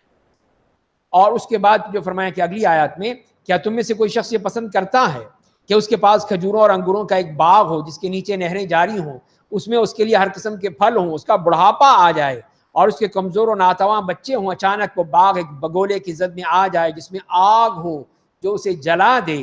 اللہ اسی طرح تمہارے لیے آیتوں کو بیان کرتا ہے تاکہ تم غور کرو. یہ تیسری قسم وہ ہے ان لوگوں کی ہے جو خرچ تو کرتے ہیں لیکن کیا کرتے ہیں؟ احسان جتاتے ہیں, لوگوں کو بتا بتا کر اس کو اذیتیں دیتے ہیں. دیکھو میں نے تمہارے ساتھ یہ کیا, میں نے تمہیں یہ دیا, میں نے تمہارے یہ کیا, میں یہ کرتا ہوں, میں وہ ہوں, میں وہ ہوں, ہر وقت اس کو احسان جتاتا ہے. تو یہ چیز جو ہے وہ اذیت دیتا ہے. اسی لیے فرمایا کہ اس کی مثال اس آدمی کی ہے جس کے پاس کھجوروں اور انگوروں کا باغ ہے, نیچے نہریں جاری ہیں, ہر قسم کے پھل ہیں, بوڑھا ہو چکا ہے, چھوٹے چھوٹے بچے ہیں, اچانک ایک سخت آندھی آتی ہے جس میں آگ ہے, اس کو جلا کر بھسم کر دیتی ہے, راکھ بنا دیتی ہے, ختم ہو. کیا فائدہ ہوا؟ اب جس کی ضرورت کا وقت تھا, اب اس کو چاہیے تھا بڑھاپے میں کہ اس کے لیے دولت ہوتی, اس کے بچوں کے کام آتی, لیکن یہی دکھاوے کی وجہ سے, احسان جتانے کی وجہ سے سب کچھ ختم ہو گیا, سب کچھ برباد ہو گیا. فرمایا کہ یا ایھا الذین آمنوا انفقوا من طیبات ما کسبتم, اے ایمان والو اللہ کی راہ میں اپنی کمائی میں سے اچھی چیزیں خرچ کرو. یہی جو فرمایا کہ من طیبات ما کسبتم, یہ نہیں ہے کہ جو اپنے گھر کا جو پرانا سارا جو ہے نا ردی مال وہ اٹھا کے لا کے مسجد میں ڈال دیا کہ یہ مسجد میں کام آ جائے, مسجد والے بڑے محتاج ہیں نا, ان کو دے دو. تو اللہ کو اس کی تمہیں ضرورت نہیں ہے, یہی چیز فرمائی گئی. اور اس میں سے بھی جو ہم نے تمہارے لیے زمین سے پیدا کیا ہے, اور اس میں سے خبیث اور گندی چیزیں خرچ کرنے کا قصد مت کرو, حالانکہ تم خود دوسری چیزیں وہ چیز دوسروں سے وہ چیز بغیر چشم پوشی کے نہ لیتے, اور جان لو کہ اللہ بے نیاز اور صاحب حمد و ثنا ہے. یہ ہے کہ انفاق طیب, جو طیبات ہیں اس میں سے خرچ کرو, خبیث میں سے نہیں, ردی میں سے نہیں, جو تم قبول نہیں کرتے. اگر کوئی تمہیں دے, گھر کا جو پرانا سارا سامان تھا, پرانے کارپٹ پڑے ہوئے تھے, وہ تمہیں کہا بھائی یہ لے لیں, آپ اپنے گھر میں ڈال لیں, تم لے لو گے؟ جب تم خود نہیں لیتے ہو تو اللہ کے لیے کیوں دیتے ہو پھر؟ کہ اللہ تعالیٰ کے لیے دے دو, مسجد میں بچھا دو سارا یہ اپنا پرانا کارپٹ جو ہے نا, مسجد میں بچھا دو لے جا کے. تو یہ کوئی بات نہیں, یہی غلط چیز ہے جو فرمایا جا رہا ہے کہ جو دو دل سے دو, معلوم ہو کہ تم نے خرچ کیا ہے, تب اللہ کو خوش ہوگا کہ واقعی اس بندے نے اپنے دل سے ایک چیز دی ہے اور اللہ کے لیے دی ہے, اللہ تعالیٰ اس سے خوش ہوتے ہیں. وَاعْلَمُوا أَنَّ اللَّهَ غَنِيٌّ حَمِيدٌ، اللہ بے نیاز ہے، صاحب حمد و ثنا، اسے کوئی ضرورت نہیں ہے کہ تم اپنا صلاح ردی مال اٹھا کے مسجد میں دے دو یا مدرسے میں دے دو یا اللہ کی راہ میں دے دو، اس کی اللہ کو کوئی ضرورت نہیں ہے، وہ بے نیاز ہے۔ الشیطان یعدکم الفقر، شیطان تمہیں محتاجی سے ڈراتا ہے اور برائی کا حکم دیتا ہے، اللہ تمہیں مغفرت فضل و کرم کا وعدہ کرتا ہے، اللہ بڑا ہی کشائش اور علم والا ہے۔ تو شیطان تمہیں یہی کہے گا نہیں نہیں کوئی بات نہیں، پیسے خرچ کرنے کی کیا ضرورت ہے، اٹھا کے جو بھی اٹھا کے دے دو، کیا ہے لوگ کام آ جائے گا لوگوں کے۔ تو یہ نہیں، اس کا مطلب یہی کہ وہ شیطان جو ہے تمہیں فقر و فاقہ کی طرف لے جاتا ہے اور تمہیں اس بات کی طرف کوشش کرتا ہے کہ تمہیں یہ چیز خرچ کرنا نہ پڑے، جبکہ اللہ تعالیٰ تمہیں کہتا ہے کہ مغفرت ہوگی، تمہیں معاف کر دیا جائے گا، تمہیں فضل ہوگا، تمہیں اور دیا جائے گا، بڑھا چڑھا کے دوں گا میں۔ واللہ واسع علیم، اللہ جسے چاہتا ہے حکمت دے دیتا ہے، جسے حکمت مل گئی اسے بہت زیادہ بھلائی مل گئی، اور نصیحت صرف عقل والے ہی وہی حاصل ہوتی ہے۔ تو یہ حکمت سے مراد یہی ہے کہ انسان کو وہ چیز معلوم ہو جائے کہ صحیح بات صحیح وقت میں صحیح جگہ پہ کہی جائے، یہ ہے غلط بات نہیں کہنی ہے، نہ غلط جگہ پہ کہنی ہے، نہ غلط موقع سے کہنی ہے، نہ غلط شخص کو کہنی ہے، تو یہ انسان اس میں ہی تباہ ہوتا ہے، برباد ہو جاتا ہے۔ حکمت اللہ کی طرف سے ملتی ہے، اسی لیے فرمایا کہ جس کو حکمت دے دی اس کو بہت ہی خیر کثیر دے دی اس کو۔ وما انفقتم من نفقۃ، اور تم جو کچھ اللہ کی راہ میں خرچ کرتے ہو یا کوئی منت مانتے ہو، اللہ بے شک اسے جانتا ہے اور ظالموں کا کوئی مددگار نہیں ہے۔ سب کچھ اللہ کے علم میں ہے، جو بھی تم نے اللہ کی راہ میں خرچ کیا ہے اور جو بھی تم نے نظر مانی ہے سب وہ جانتا ہے کہ تم نے کس لیے کیا ہے، اللہ کے لیے کیا ہے یا اپنے لیے کیا ہے، دکھانے کے لیے کیا ہے۔ اور اگر تم صدقات و خیرات کو ظاہر کرتے ہو تو اچھی بات ہے، اگر محتاجوں کو دیتے وقت اسے چھپاتے ہو تو یہ تمہارے لیے بہتر ہے، اللہ تمہارے گناہوں کو مٹا دے گا، اللہ تمہارے اعمال سے باخبر ہے۔ تو یہاں پر بھی اس کے بارے میں بتا دیا گیا کہ دیکھو تم جو کچھ بھی خرچ کرتے ہو اگر ظاہر کر کے دیتے ہو تو کوئی بات نہیں، ٹھیک اچھی بات ہے، جسے زکوٰۃ کا مال ہے، فرض ہے، تو یہ ظاہر طور پر دینی چاہیے، دکھا کر دینی چاہیے، لیکن دل میں یہ بات نہیں ہونی چاہیے کہ لوگ دیکھیں گے تو کیا کہیں، لوگ میری تعریفیں کریں گے کہ یہ بہت بڑا سخی ہے، تو یہ چیز نہیں ہونی چاہیے، لیکن صرف اس لیے تاکہ اور لوگوں کو بھی اس بات کی رغبت ہو جائے کہ زکوٰۃ ہم نے دینی ہے، یہ فلاں شخص جو ہے محتاج ہے، فقیر ہے، مسکین ہے، اس کو ہم دے رہے ہیں، تو یہ اگر ہو جائے تو کوئی بات، لیکن اگر چھپا کر دیتا ہے تو اور بہتر ہے، جیسے فرمایا قرآن کریم میں اور حدیث میں بھی یہی آیا ہے کہ وَرَجُلٌ تَصَدَّقَ بِالصَّدَقَةٍ فَأَخْفَاهَا حَتَّى لَا تَعْلَمَ شِمَالُهُ مَا تُنْفِقُ يَمِينُهُ، کہ اس شخص نے جس نے صدقہ کیا چھپا کر کیا، حتیٰ کہ اس کے بائیں ہاتھ کو نہیں معلوم کہ اس کے دائیں ہاتھ نے کیا خرچ کیا تھا، تو اس کو قیامت کے دن ان 7 خوش نصیبوں میں جگہ ملے گی جبکہ اور کوئی سایہ نہیں ہوگا، عرش الہی کا سایہ ہوگا، اس میں اس کو جگہ ملے گی۔ دیکھ لیجئے اللہ نے کتنا اونچا مقام دیا اس شخص کو جو چھپا کر دیتا ہے۔ اور یہاں سے پھر صدقات کے حوالے سے جو بات ہوئی اس میں مزید فرمایا کہ اے میرے رسول انہیں ہدایت دینا آپ کی ذمہ داری نہیں، لیکن اللہ جسے چاہتا ہے ہدایت دیتا ہے، تم جو بھی کوئی اچھی چیز اللہ کی راہ میں خرچ کرو گے اس کا فائدہ خود تمہیں ہی پہنچے گا، تمہیں فائدہ ہوگا، یہ نہیں ہوگا تم اللہ پر احسان کر رہے ہو کہ نہیں اللہ ہم نے اتنے پیسے خرچ کیے ہیں، ہم نے یہ کیا ہے، ہم نے یہ کیا ہے، نہیں، اللہ پر احسان جتانے کی ضرورت نہیں ہے، یہ تمہیں فائدہ ہوگا، تمہیں اللہ تعالیٰ اس میں برکت دے گا، تم نے اگر 10 خرچ کیے ہیں تو اس کے بدلے تمہیں وہ اس کے 7 گنا 70 گنا 7,000 گنا تک دے دے گا، یہ اس کا معاملہ ہے، تمہیں فائدہ ہوگا۔ اور تم جو بھی کوئی اچھی چیز اللہ کے راہ میں خرچ کرو گے تو اس کا فائدہ خود تمہیں ہی پہنچے گا، اور تم جو کچھ بھی خرچ کرو صرف اللہ کی رضا کے لیے کرو، اللہ کی رضا چاہو، اس کا اجر چاہو، دنیا والوں سے نہیں۔ اور تم جو کوئی بھی اچھی چیز اللہ کے راہ میں خرچ کرو گے اس کا پورا پورا بدلہ تمہیں دیا جائے گا، تم پر ظلم نہیں کیا جائے گا۔ اور یہ بھی اس کا وعدہ بھی فرما دیا کہ پورا پورا جو ہے جو اللہ نے کہا ہے کہ اس کا 10 گنا 70 گنا 700 گنا جتنا بھی ہے وہ پورا دے گا، اس میں کوئی کمی نہیں آئے گی۔ اور پھر یہ کن کے لیے ہے؟ للفقراء الذین احصروا فی سبیل اللہ، صدقہ ان فقراء کے لیے ہے جو اللہ کی راہ میں بند ہو گئے، زمین میں طلب رزق کے لیے چل پھر نہیں سکتے، ناواقف لوگ ان سے سوال نہ کرنے کی وجہ سے انہیں مالدار سمجھتے ہیں، آپ انہیں ان کے چہروں سے پہچان لیں گے، وہ لوگوں سے سوال کرنے میں الحاح سے کام نہیں لیتے، تم جو کوئی بھی اچھی چیز اللہ کی راہ میں خرچ کرو گے اللہ اسے بے شک جانتا ہے۔ تو یہاں پہ فقراء کو دینا ہے، وہ بتا دیا کہ وہ لوگ کون ہیں جو کہ اللہ کی راہ میں بند ہو گئے، محصور ہو گئے، مانگ نہیں سکتے، کسی سے کہہ نہیں سکتے، وہ سفید پوش لوگ ہیں، وہ کسی سے مانگتے نہیں ہیں، کسی کے سامنے ہاتھ نہیں پھیلاتے، لوگ سمجھتے ہیں کہ یہ بڑے غنی ہیں لیکن وہ کسی سے مانگتے نہیں ہیں۔ تو مطلب یہ ہے کہ ان کو دو، ان کو تلاش کرو، یہ کون ہوں گے، کہاں ہیں وہ غریب لوگ جو کسی کے سامنے ہاتھ نہیں پھیلاتے ہیں، اپنی سفید پوشی کا بھرم رکھے ہوئے ہیں، تو ان کو دو، یہ زیادہ ثواب ملے گا۔ تو مانگنے کی بھی یہاں پر ممانعت آ گئی کہ مانگنا نہیں چاہیے کہ ہاتھ دیکھو ہاتھ بڑھا رہے، ہاتھ دیکھا فوراً ہاتھ پھیلا رہے اسی میں۔ اور یہی جیسے کہ حدیث میں بھی آیا ہے کہ جو آدمی اس طرح ہمیشہ مانگتا رہے گا یہاں تک کہ جب قیامت کے دن آئے گا تو اس کے چہرے پر گوشت کا ایک ٹکڑا نہیں ہوگا، گوشت کا ایک ٹکڑا نہیں ہوگا۔ اور طرح کی حدیثیں آئی ہیں جس میں سوال کرنے کی مذمت کی گئی کہ ہاتھ مت پھیلاؤ، کسی کے سامنے ہاتھ پھیلانا یہ ذلت ہے، اس کی بھی مذمت کی گئی ہے کہ اس طرح۔ تو یہی چیز ہے کہ آدمی ہاتھ نہ پھیلائے، اللہ سے مانگے، اللہ تعالیٰ سے مانگے، اللہ تعالیٰ خود انتظام فرما دیں گے۔ اللہ کے بندے بے شمار ہیں، وہ دیں گے اس کو، تو کیا ضرورت ہے کہ وہ لوگوں کے سامنے ہاتھ پھیلاتا رہے۔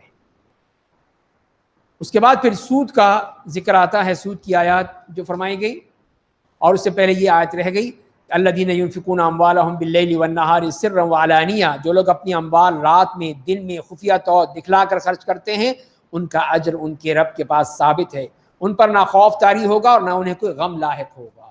تو یہ بتایا کہ یہ ہیں وہ لوگ جس طرح اللہ کی راہ میں خرچ کرتے ہیں، ان کی تعریف فرما دی گئی کہ رات ہو یا دن ہو، دکھا کر ہو چھپا کر ہو، لیکن وہ ضرور خرچ کریں گے، اللہ تعالیٰ ان سے خوش۔ اور اس کے بعد یہ سود کی آیات الذین یأکلون الربا لا یقومون الا کما یقوم الذی یتخبطہ الشیطان من المس، جو لوگ سود کھاتے ہیں وہ اپنی قبروں سے اس طرح اٹھیں گے جس طرح وہ آدمی جسے شیطان اپنے اثر سے دیوانہ بنا دیتا ہے، دیوانہ بالکل اس کو ہوش ہی نہیں ہوتا ہے، تو شیطان کے مس سے ہی لوگ پاگل ہو جاتے ہیں۔ اسی طرح وہ شخص جو سود خور ہے، سود کھاتا ہے، تو جب اٹھے گا تو یہ حشر ہوگا اس کا کہ پاگلوں کی طرح اٹھے گا۔ ذلک بانہم قالوا انما البیع مثل الربا، یہ سزا انہیں اس لیے ملے گی کہ وہ کہا کرتے تھے کہ خرید و فروخت بھی تو سود ہی کی مانند ہے، یہاں پر بھی تم نے 10 روپے دیے، یہاں 100 مل گئے، یہاں 10 روپے دیے اس کے بدلے کچھ مل گیا، تو یہ بھی تو ایک ہی طرح کا لین دین ہے، اس میں کیا فرق ہوا؟ فرمایا کہ نہیں، وَأَحَلَّ اللَّهُ الْبَيْعَ وَحَرَّمَ الرِّبَا، حالانکہ اللہ نے خرید و فروخت کو حلال کیا ہے، سود کو حرام قرار دے دیا، سود کا ایک پیسہ بھی حرام ہے، ناجائز ہے، نہیں لے سکتے۔ اور فرمایا پس جس کے پاس اس کے رب کی یہ نصیحت پہنچ گئی اور وہ سود لینے سے باز آ گیا تو ماضی میں جو لے چکا وہ اس کا ہے اور اس کا معاملہ اللہ کے حوالے ہے، اور جو اس کے بعد لے گا وہی لوگ جہنمی ہوں گے، اس میں ہمیشہ ہمیشہ کے لیے رہیں گے۔ تو یہ اس کا بتا دیا کہ جو اس طرح یہ سود کھاتے ہیں، سودی کاروبار کرتے ہیں، سودی لین دین کرتے ہیں، ان کا معاملہ یہ ہوگا مرتے وقت بھی اور دنیا میں بھی، کہ ان کے لیے کوئی فائدے کی بات نہیں۔ اس لیے فرمایا کہ یمحق اللہ الربا، اللہ تعالیٰ سود کو گھٹاتا ہے، اس کو بالکل ہی مار دیتا ہے، کچھ نہیں ملتا اس کا، اور صدقات کو بڑھاتا ہے۔ اللہ کسی ناشکری اور گناہ گار کو دوست نہیں رکھتا۔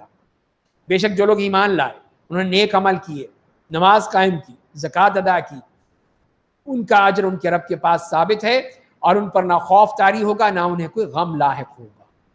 یا ایھا الذین آمنوا اتقوا اللہ وذروا ما بقی من الربا، اے ایمان والو اللہ سے ڈرو، اور جو سود لوگوں کے پاس باقی رہ گیا ہے اگر ایمان والے ہو تو اسے چھوڑ دو، ترک کر دو، مت مانگو اس سے۔ اسی لیے نبی کریم صلی اللہ علیہ وسلم نے حجۃ الوداع کے موقع پر کھڑے ہو کر سارے سود کے معاملات سب ختم کر دیا، اور سب سے پہلے اپنے گھر سے، حضرت عباس کے گھر سے کہ جہاں سودی کاروبار ہوتا تھا، کہا کہ سب میرے پاؤں تلے ہے، اب کوئی سود کا لین دین نہیں ہوگا، سب ختم ہو گیا۔ تو وہی چیز یہاں فرمائی گئی کہ اگر تم نے اب جو رہ گیا ہے چھوڑ دو اس کو، مت مانگو اس سے، اللہ سے مانگو، اللہ تعالیٰ تمہیں اس کے بدلے دے گا۔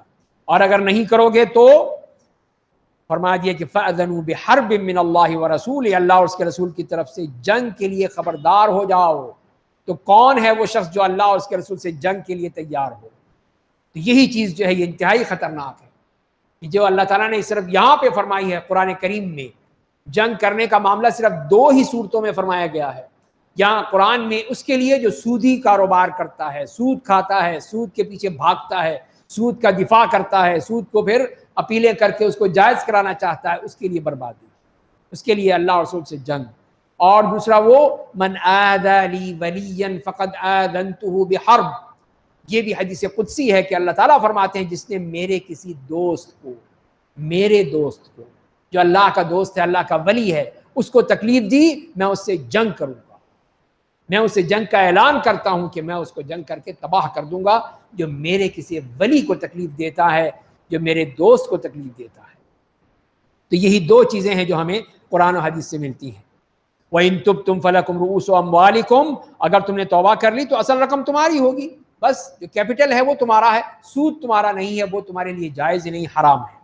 نہ تمہیں ظلم کرنا چاہیے، نہ تم پر ظلم ہونا چاہیے، اور اگر قرض دار تنگ دست ہو تو سہولت ہونے تک اسے مہلت دے دو، ٹھیک ہے، اب نہیں دے سکتے کل دے دینا، بعد میں دے دینا، اگلے مہینے دے دینا، اس کو مہلت دیتے رہو، اللہ تعالیٰ تمہیں اس کو اجر دے گا، اور تمہارا انہیں معاف کر دینا اگر تم سمجھتے ہو تو تمہارے لیے زیادہ بہتر ہے۔ اگر تم معاف کر دیتے ہو اس کو تو اور اچھی بات ہے، بیچارہ نہیں دے سکتا، غریب آدمی ہے، مسکین ہے، نہیں دیتا، چلو چھوڑ دو، مت لو اس سے۔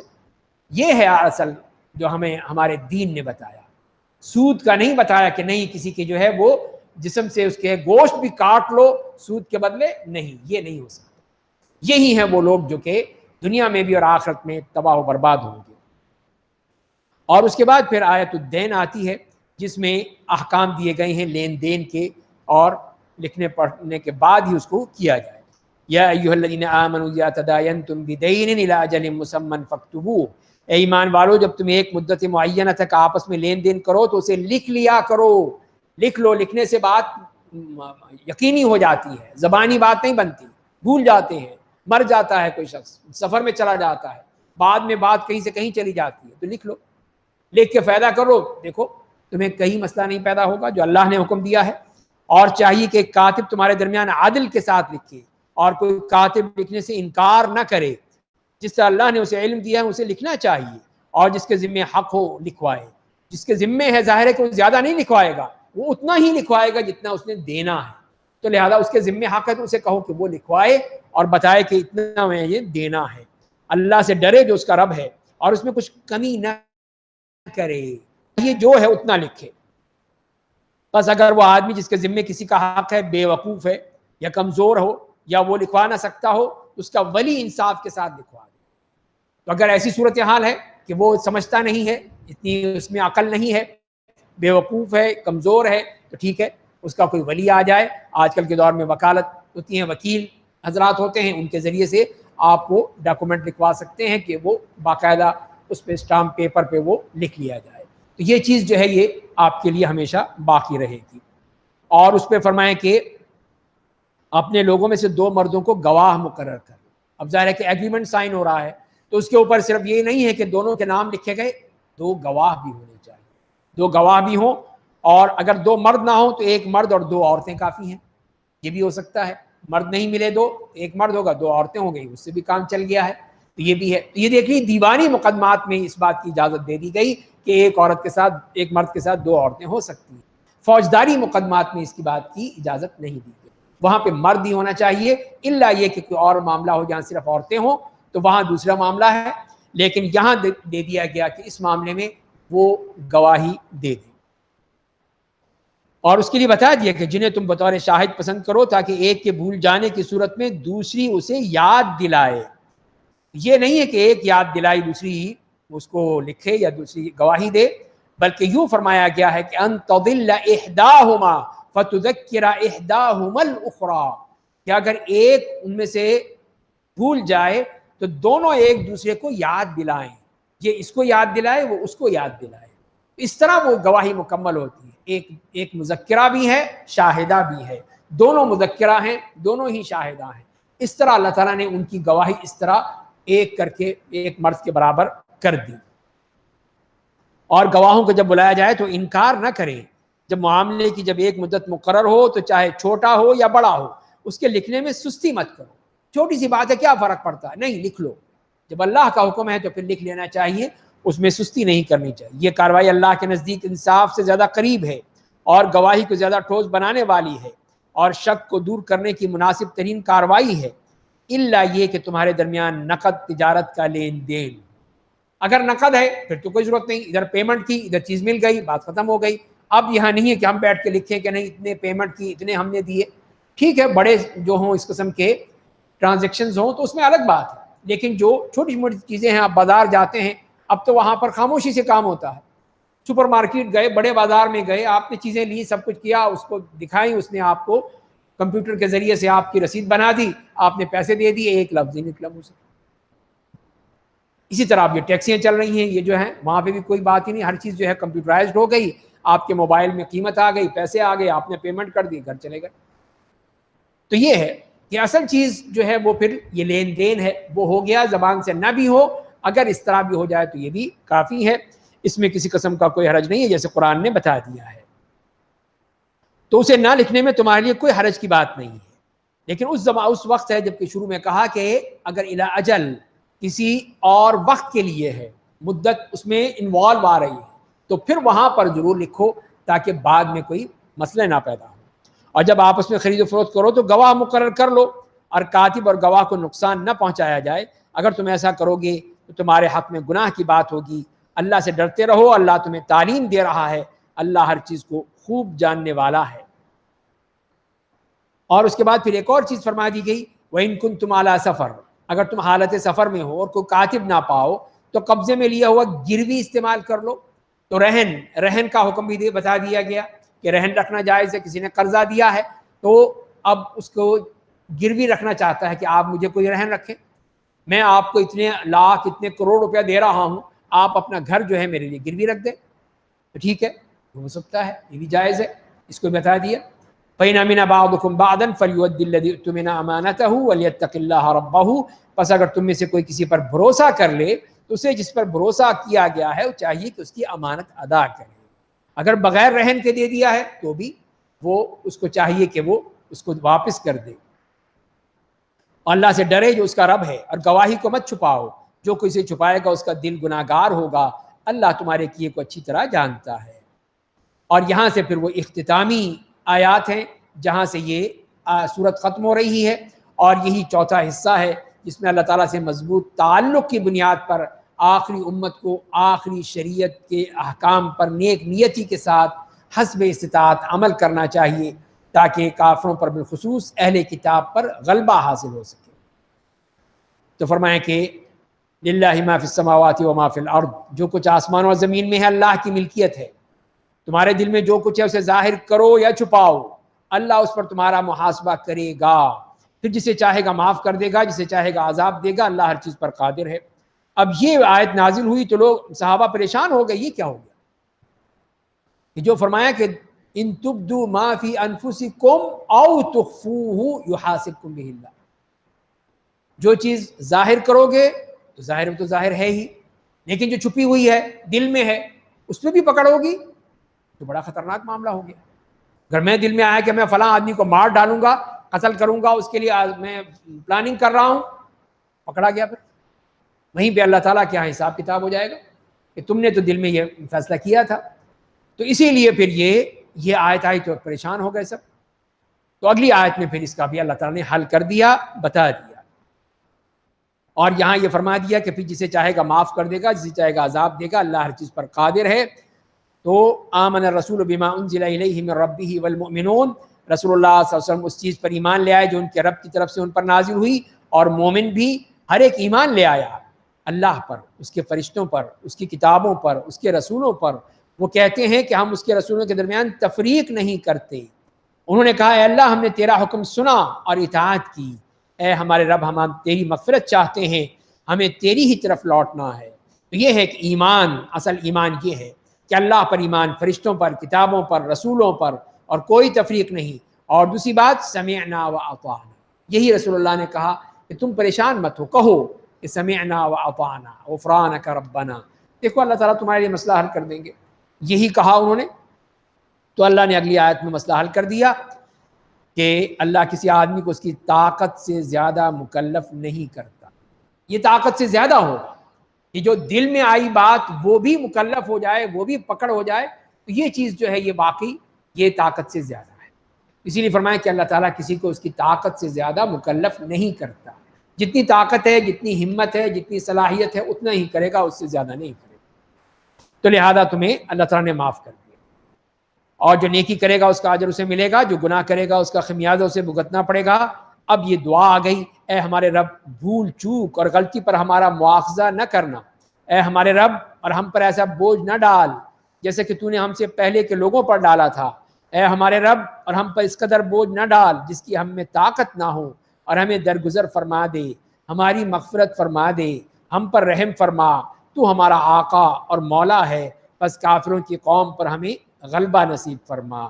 یہ وہ دعا ہے جس کے ذریعے سے ہم اللہ سے وہ یہ مغفرت بھی مانگتے ہیں، مدد بھی مانگتے ہیں، رحم بھی مانگتے ہیں، مغفرت بھی مانگتے ہیں، اور اللہ تعالیٰ سے آسانی بھی مانگتے ہیں کہ ہمیں آسان کر دے، وہ مصیبتیں، وہ مشکلات جو ہم سے پہلوں پر آئی تھی وہ ہم پر نہ ہوں۔ یہاں سورہ بقرہ مکمل ہوتی ہے، اور اس کے بعد پھر سورہ آل عمران ہے۔ یہ مدنی صورت ہے، 200 اس کی آیات ہیں۔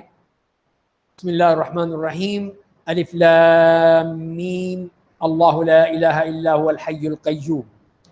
تو پہلی 9 آیات میں یہ تمہیدی گفتگو ہے۔ فرمایا کہ الف لام میم، اللہ کے علاوہ کوئی معبود نہیں جو ہمیشہ سے زندہ ہے اور تمام کائنات کی تدبیر کرنے والا ہے۔ یہ وہی آیات جیسے کہ ہم نے ابھی آیت الکرسی میں پڑھی تھی۔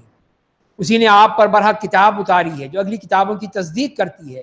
اسی نے تورات و انجیل کو نازل کیا، یہ تمام کتابوں کو نازل کرنے والا اللہ، اور یہ کتاب قرآن جو کتابوں کی تصدیق کرتا ہے، جو زمانہ گزشتہ میں لوگوں کے لیے ہدایت کا ذریعہ بنی۔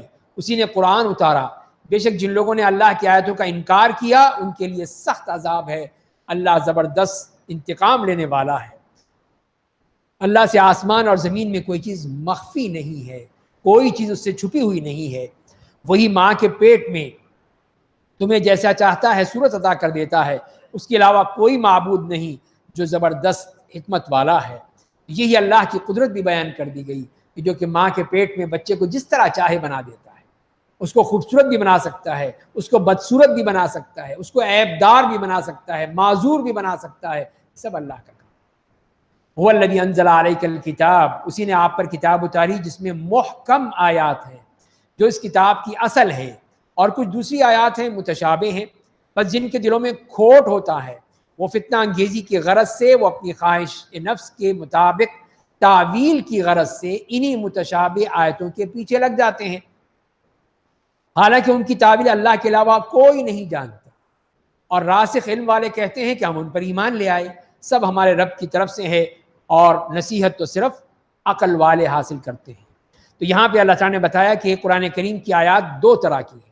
ایک تو وہ ہے کہ صریح اور واضح احکام جو سمجھ میں آتی ہیں ہمیں، حکم واضح ہے، نماز کا حکم ہے واضح ہے، زکوٰۃ کا ہے، حج کا ہے، عمرے کا ہے، سب واضح احکام ہیں۔ یہ سب محکم آیات ہیں جس میں اور کوئی رائے ہو نہیں سکتی، ایک ہی رائے ہے کہ اقیم الصلاۃ، نماز قائم کرو، بس۔ اقیم الصلاۃ کا یہ مطلب نہیں ہے کہ تم جو ہے کوئی حج کرنے چلے جاؤ، یہ مطلب نہیں ہے اس کا مطلب نماز ہی ہے، اس کا اور کوئی مطلب ہو نہیں سکتا۔ یہ محکم ہے اور اسی کے ہم پابند ہیں، اسی کو کہا گیا ہے کہ یہ اصل کتاب ہے، اصل احکام ہے جو اللہ نے تمہیں دیے ہیں۔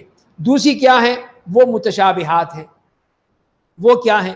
جیسے سورۃ کی ابتدا میں حروف مقطعات ہیں، الف لام میم ہا میم عین سین قاف۔ اب اس کا مطلب کیا ہے ہمیں نہیں معلوم، اللہ جانتا ہے۔ اب اس میں پڑھنے کی ضرورت نہیں ہے کہ آپ کہیں کہ الف کا مطلب اللہ ہے، لام کا مطلب رسول ہے، میم کا مطلب محمد ہے، الف لام میم بن گیا۔ تو یہ آپ نے کہاں سے کہہ دیا؟ اس کے کوئی دلیل نہیں۔ تو لہذا اس طرح کی اس میں پڑھنے کی ضرورت ہی نہیں ہے۔ ہمیں اس کے بارے میں صرف یہی کہیں گے کہ ہم اس پر ایمان لاتے ہیں، اللہ اس کی مراد کو جانتا ہے، اس کے مفہوم کو جانتا ہے، ہم نہیں جانتے۔ تو یہ ہیں وہ متشابہات ہیں، غیبی امور ہیں۔ اور پھر عیسیٰ علیہ السلام کے بارے میں اللہ تعالیٰ نے کہا وَكَلِمَتُهُ أَلْقَاهَا إِلَىٰ مَرْيَمَ وَرُوحٌ مِّنْهُ، اب اللہ کا کلمہ ہے جسے مریم کی طرف ڈال دیا، اور اس کی طرف ایک روح ہے۔ اب اس کا مطلب کیا ہے؟ کلمہ کیا تھا، روح کیا تھی، ہمیں نہیں معلوم۔ تو یہ متشابہات یہ اس قسم کے ہو جاتے ہیں جو غیبی امور ہیں، اس کو ہم کیسے بیان کریں؟ لیکن فرما دیا کہ جن کے دلوں میں کجی ہے، ٹیڑھ ہے، جن کے دلوں میں شیطان بیٹھا ہوا ہے، وہ کہتے ہیں نہیں ان میں تحقیق کرو، ان کو دیکھو، اس کا مطلب کیا ہے، اس کا مطلب کیا ہے۔ یہیں سے گڑبڑ ہو جاتی ہے، یہیں سے وہ کفر کے قریب تک پہنچ جاتے ہیں۔ تو لہذا اس سے منع کیا گیا ہے۔ اور یہ کہہ دیا کہ وما یعلم تاویلہ الا اللہ، ان کی تعویل اللہ کے علاوہ کوئی نہیں جانتا. کیا ہوگا وہ، یہ اللہ جانتا ہے، وہ ہمیں قیامت کے دن پتہ چل جائے گا. کیا ضرورت ہے اب ہمیں وقت ضائع کرنے کی یا اس میں تحقیق کرنے کی. اسی لیے فرمایا جو راسخ فی العلم ہیں، اللہ کے نیک بندے ہیں، علماء ہیں، وہ سب کہتے ہیں کہ ہم ایمان لائیں، ہم سب پر ایمان لاتے ہیں. کل من عند ربنا، سب ہمارے رب کا کلام ہے، ہم ایمان رکھتے ہیں، بس کافی ہے، اس سے زیادہ نہیں. اور اسی لیے دعا بھی سکھا دی، ربنا لا تزغ قلوبنا بعد اذ ہدیتنا، اے ہمارے رب ہمارے دلوں کو ہدایت دینے کے بعد کجروی میں نہ مبتلا کر دے، ہمیں اپنے پاس سے رحمت عطا فرما، بے شک تو بڑا عطا کرنے والا ہے. اے ہمارے رب تو لوگوں کو اکٹھا کرے گا ایک ایسے دن میں جس کے آنے میں کوئی شبہ نہیں ہے، بے شک اللہ میعاد کے خلاف نہیں کرتا. تو یہاں پر یہ دعائیں بھی بتا دی گئیں تاکہ ہم اللہ کی اس بات پر ایمان رکھیں. بے شک جن لوگوں نے کفر کیا، ان کے اموال، ان کی اولاد اللہ کے عذاب سے بچاؤ کے لیے انہیں کچھ بھی کام نہیں آئے گی، اور وہی لوگ آگ کا ایندھن بنیں گے. تو یہی کافروں کے مال اور دولت، یہ سب ان کے کوئی کام نہیں آ سکتی، کسی قسم کا ان کو فائدہ نہیں ہوگا. ان کا حال فرعونیوں جیسا، ان لوگوں کو جیسا ہے جو ان سے پہلے تھے، انہوں نے ہماری آیتوں کو جھٹلایا، اللہ نے ان کے گناہوں کے سبب انہیں پکڑ لیا، اللہ کا عذاب بڑا سخت ہوتا ہے. تو یہ ان لوگوں کے بارے میں بتا دیا کہ وہ لوگ جو اس طرح اپنے مال و دولت کے اوپر اکڑتے ہیں، اس کے ذریعے سے ہم یہ کر لیں گے وہ کر لیں گے، ان کا مال، فرمایا کہ ان کا حال کیا ہوگا، فرعون جیسا. فرعون کا مال تھا، دولت تھا، پتہ نہیں کتنا مال و دولت اس کے پاس تھا، لیکن کوئی فائدہ نہیں. اللہ نے اس کو ایسا غرق کیا دریا میں کہ وہ کوئی کچھ نہ کر سکا. آپ کافروں سے کہہ دیجئے کہ تم ان قریب مغلوب ہوگے اور جہنم کی طرف لے جانے کے لیے جمع کیے جاؤ گے، اور وہ بہت برا ٹھکانہ ہے. یقیناً تمہارے لیے دونوں گروہوں میں ایک نشانی تھی جو ایک دوسرے کے مقابل آ گئے. ایک گروہ اللہ کی راہ میں قتال کر رہا تھا، دوسرا کافروں کا گروہ مسلمانوں کو اپنی ظاہر آنکھوں سے اپنے سے دگنا دیکھ رہا تھا. اللہ اپنی مدد کے ذریعے جس کی چاہتا ہے تائید فرماتا ہے، بے شک اس میں اہل بصیرت کے لیے عبرت ہے. تو یہاں پہ مخاطب کون ہے؟ یہی بتا دیا کہ یہود مدینہ بھی ہو سکتے ہیں کہ غزوہ بدر میں جو کچھ ہوا اس سے ذرا عبرت حاصل کرو کہ دیکھو اللہ تعالیٰ نے کس طرح ان کو غالب کیا. تو یہ جو ہے جن کے بارے میں فئۃ تقاتل فی سبیل اللہ، یہ تھے مسلمان 313، صرف چھوٹے سے جماعت، چھوٹا سا گروہ. اور اخرى کافرہ، اور دوسرا گروہ وہ کافر، لیکن اللہ نے کیسے نفسیاتی طور پر بھی ان کو مغلوب کر دیا، ان کافروں کو، کہ وہ غالب نہ آ سکے. یرونہم مثلیہم رأی العین، کہ وہ ان 313 کو بھی دگنا دیکھ رہے تھے، 2 گنا نظر آ رہے تھے ان کو، کہ اسی سے ان کے دلوں میں وہ خوف پیدا ہو گیا. تو اسی لیے فرمایا، وہاں پر بھی فرمایا سورہ انفال میں وَيُقَلِّلُكُمْ فِي أَعْيُنِهِمْ، اور مسلمان دیکھ رہے تھے ان کو تو وہ بڑی فوج نہیں، چھوٹی سی فوج نظر آ رہی. تو مسلمانوں کی آنکھوں میں کافر تھوڑے سے ہو گئے، اور کافروں کی آنکھوں میں مسلمان بہت بڑا لشکر ہو گیا. خود بخود جو ہے ان کے دلوں میں رعب پیدا ہو گیا، خوف پیدا ہو گیا، اور مسلمانوں کے دلوں میں شجاعت، جرأت، بہادری کہ اب نہیں چھوڑیں گے ہم، یہ تو کیا ہے، کچھ بھی نہیں ہے. تو اور یہی ہوا، پھر مسلمان بہادری سے لڑے، اللہ نے ان کی مدد فرمائی.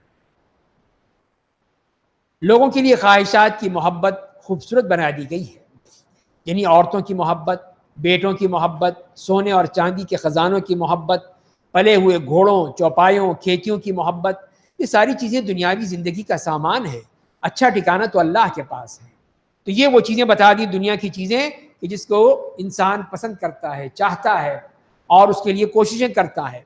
تو اس کے بارے میں، اس کے بدلے میں کیا ہے؟ فرمایا کہ آپ کہہ دیجئے کیا میں تمہیں اس سے بہتر چیزوں کی خبر نہ دوں؟ اللہ سے ڈرنے والوں کو ان کے رب کے پاس ایسی جنتیں ملیں گی، ان کے نیچے نہریں جاری ہوں گی، ان میں ہمیشہ کے لیے رہیں گے، اور پاکیزہ بیویاں ملیں گی. اللہ کی خوشنودی ملے گی. اللہ اپنے بندوں کو دیکھ رہا ہے. یہ ہے وہ چیزیں جو اللہ تعالیٰ اپنے بندوں کو دے گا. اور جیسے کہ حدیث میں آتا ہے کہ اللہ تعالیٰ اہل جنت سے پوچھے گا کیا تم لوگ خوش ہو گئے؟ تو جنتی کہیں گے ہم کیوں نہ خوش ہوں، تو نے ہمیں وہ کچھ دیا ہے جو کسی کو بھی نہیں دیا، اتنا کچھ دے دیا ہے، جو تو نے کہا تھا سب کچھ مل گیا. تو اللہ کہے گا میں تمہیں اس سے بھی افضل چیز دیتا ہوں، میں تمہیں اپنی رضامندی دیتا ہوں، ایسی رضامندی کہ جس کے بعد میں تم پر کبھی ناراض نہیں ہوں. ناراض نہیں ہوں گا۔ اللہ کی رضامندی مل گئی۔ اے اللہ ہمیں بھی یہ رضامندی عطا فرما دے، ہمیں بھی اپنی جہنم سے بچا لے، اپنی جنت میں جگہ عطا فرما دے۔ اور اس کے بعد پھر یہ دعا بھی فرما دی جو کہتے ہیں ہمارے رب ہم ایمان لے آئے، پس تو ہمارے گناہ معاف کر دے، جہنم کے عذاب سے ہمیں بچا دے۔ اور یہ کون لوگ ہیں جن کو یہ جنتیں ملیں گی؟ ان کا بھی ذکر فرما دیا، جو صبر کرنے والے، سچ بولنے والے، خاکساری اختیار کرنے والے، اللہ کی راہ میں خرچ کرنے والے، اور رات کے تہائی حصے میں اللہ سے مغفرت مانگنے والے، مستغفرین بالاسحار۔ یہ وہ وقت ہے جو دعا کا وقت ہے، جب ہم سحری میں اٹھتے ہیں اس سے پہلے کا وہ وقت ہے کہ جو آخری وقت ہے، اللہ کو بہت پسند ہے۔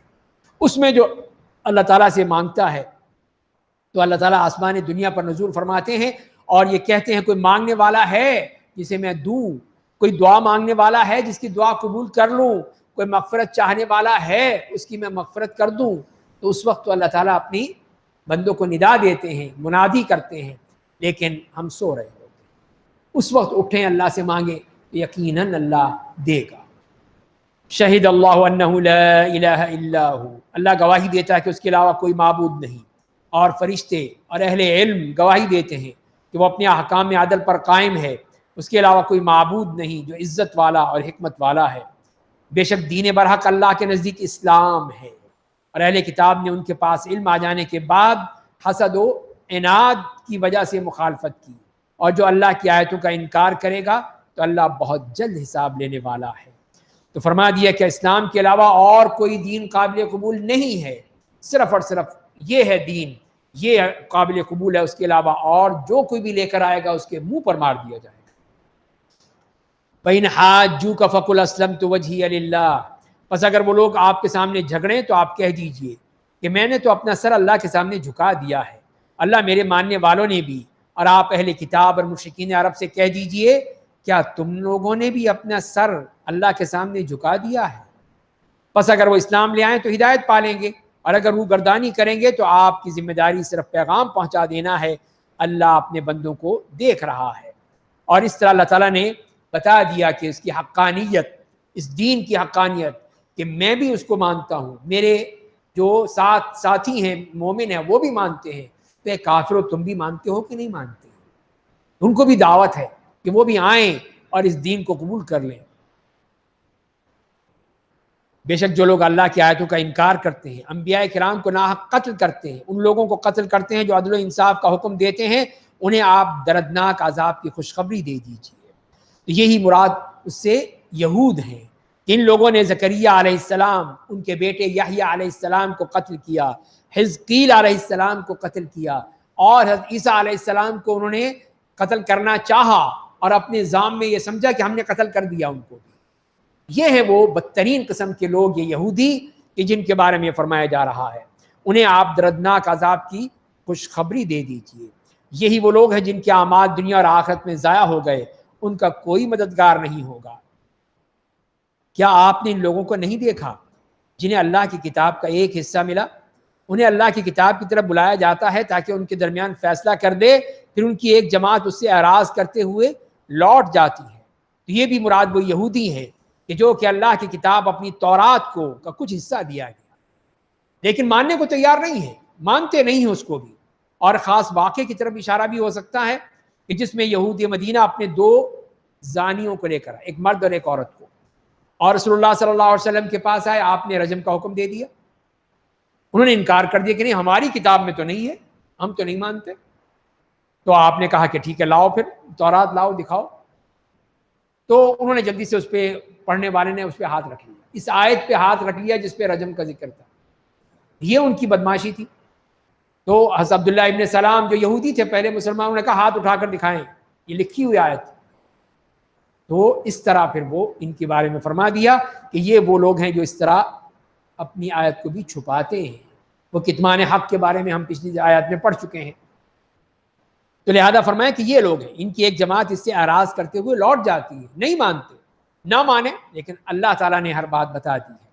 یہ اس وجہ سے ہے کہ وہ کہتے ہیں کہ چند دن کے علاوہ ہمیں آگ ہرگز نہیں چھوئے گی۔ انہیں ان کے دین کے معاملے میں ان کی افتراء پردازیوں نے دھوکے میں ڈال رکھا ہے۔ تو یہ ہے ان لوگوں کا مسئلہ کیا ہے کہ ان لوگوں کے اندر جو ایک تفاخر ہے کہ ہم تو اللہ کے چہیتے ہیں، لاڈلے ہیں، ہمیں آگ تو کچھ نہیں کہے گی، تھوڑی بہت ہمیں آگ چھوئے گی، اس کے بعد جنت ہی جنت ہے ہمارے لیے. تو فرمایا کہ یہ سب تمہاری اختراع پردازیاں ہیں، تم نے اپنے آپ سب کچھ کر رکھا ہے. بس کیسا حال ہوگا ان کا جب ہم انہیں ایک دن جمع کریں گے جس کے آنے میں کوئی شبہ نہیں، اور ہر آدمی کو اس کے کیے کا پورا پورا بدلہ دیا جائے گا، ان پر ظلم نہیں کیا جائے گا.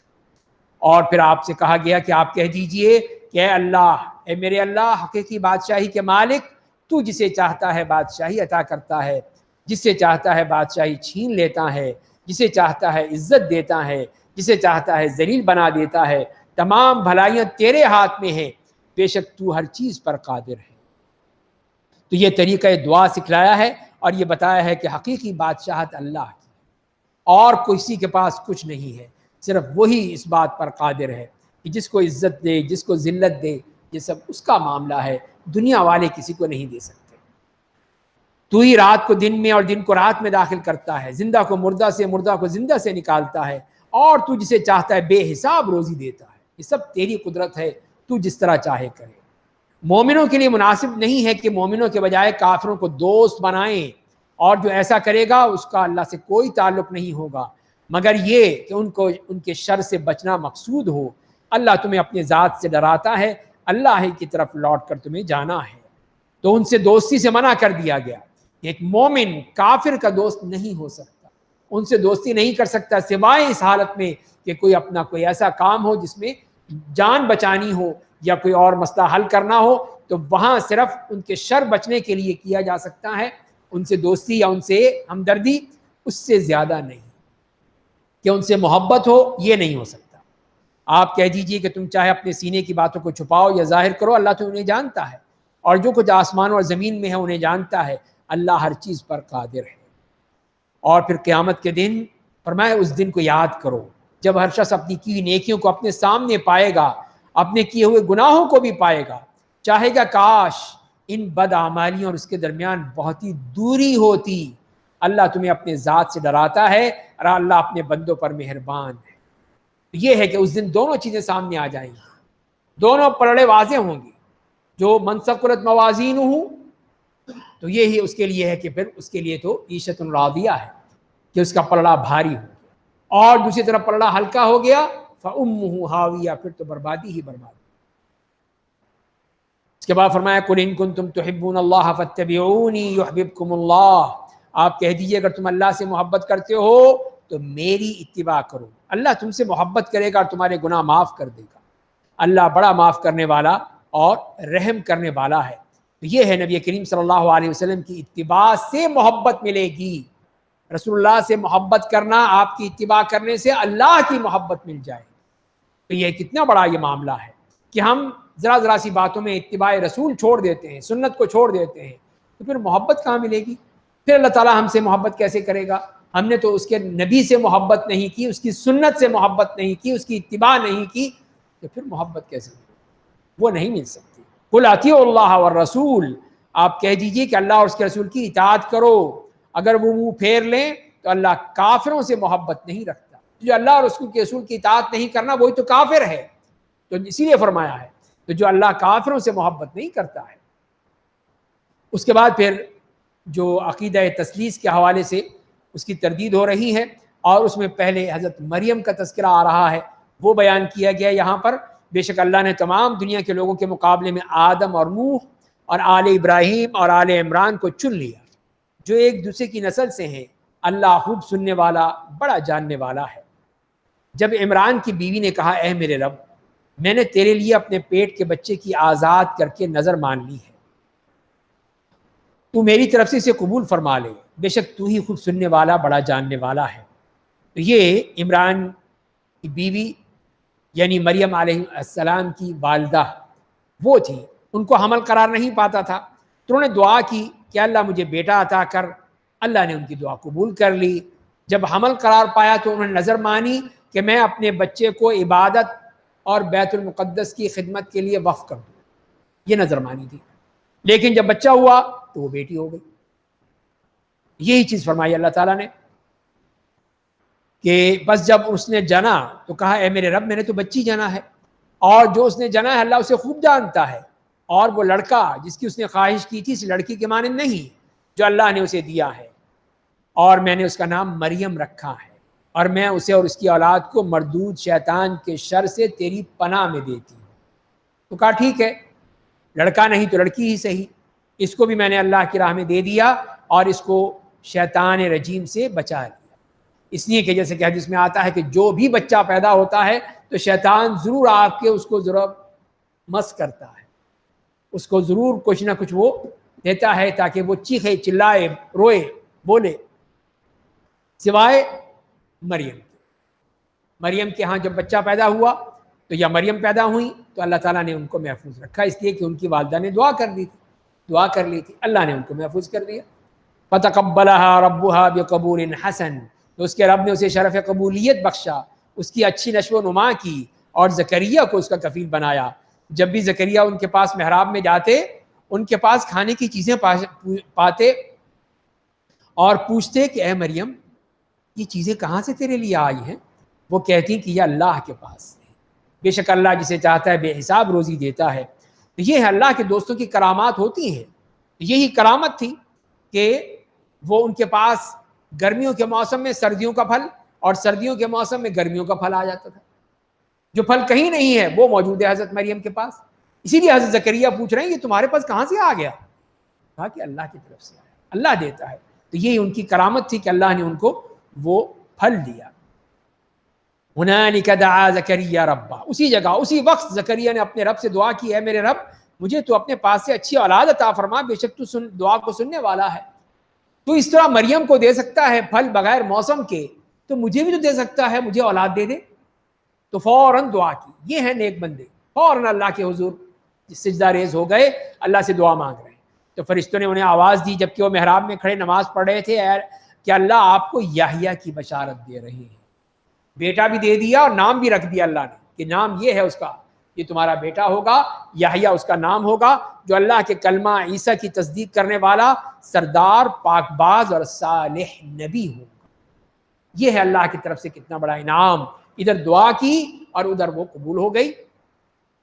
زکریا نے کہا اے میرے رب مجھے لڑکا کیسے ہو سکتا ہے جبکہ میں بوڑھا ہو چکا ہوں، میری بیوی بانجھ ہے۔ تو یہ بھی ایک عجیب بات ہوئی کہ ابھی خود تو دعا مانگی اللہ سے، اللہ مجھے بیٹا دے دے، جب اللہ نے کہا بیٹا دوں گا تو اب کیسے ہوگا؟ اب یہ بھی سوال کر رہے ہیں کہ میں بوڑھا ہو چکا ہوں، بیوی بانجھ ہو چکی ہے، اب اولاد کیسے آئے گی؟ تو اب یہ تمہارا کام نہیں ہے، یہ تو اللہ کا کام ہے، اب وہ دے گا جیسے بھی دے دے۔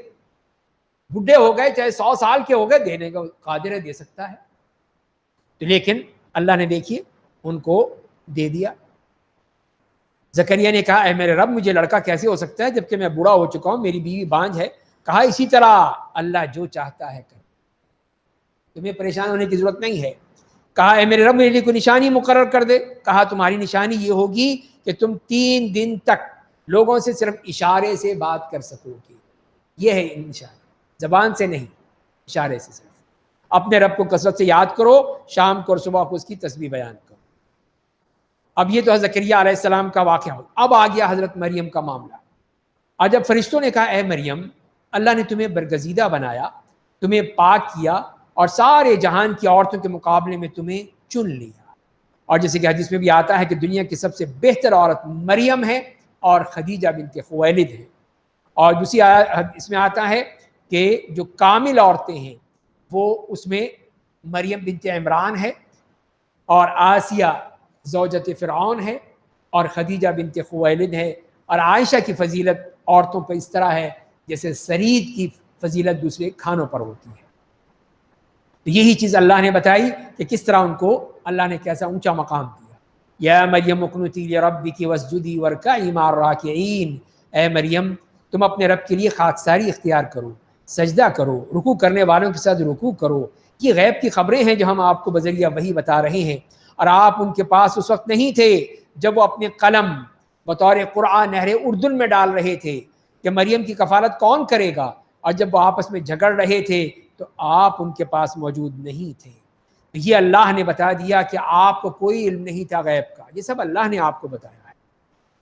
اذ قالت الملائکۃ یا مریم، جب فرشتوں نے کہا اے مریم اللہ تمہیں اپنے کلمے کی خوشخبری دیتا ہے جس کا نام مسیح عیسی ابن مریم ہوگا جو دنیا اور آخرت میں باعزت ہوگا، میرے مقرب بندوں میں سے ہوگا، لوگوں سے گود میں اور ادھیڑ عمر کو پہنچنے کے بعد بات کرے گا، میرے نیک بندوں میں سے ہوگا۔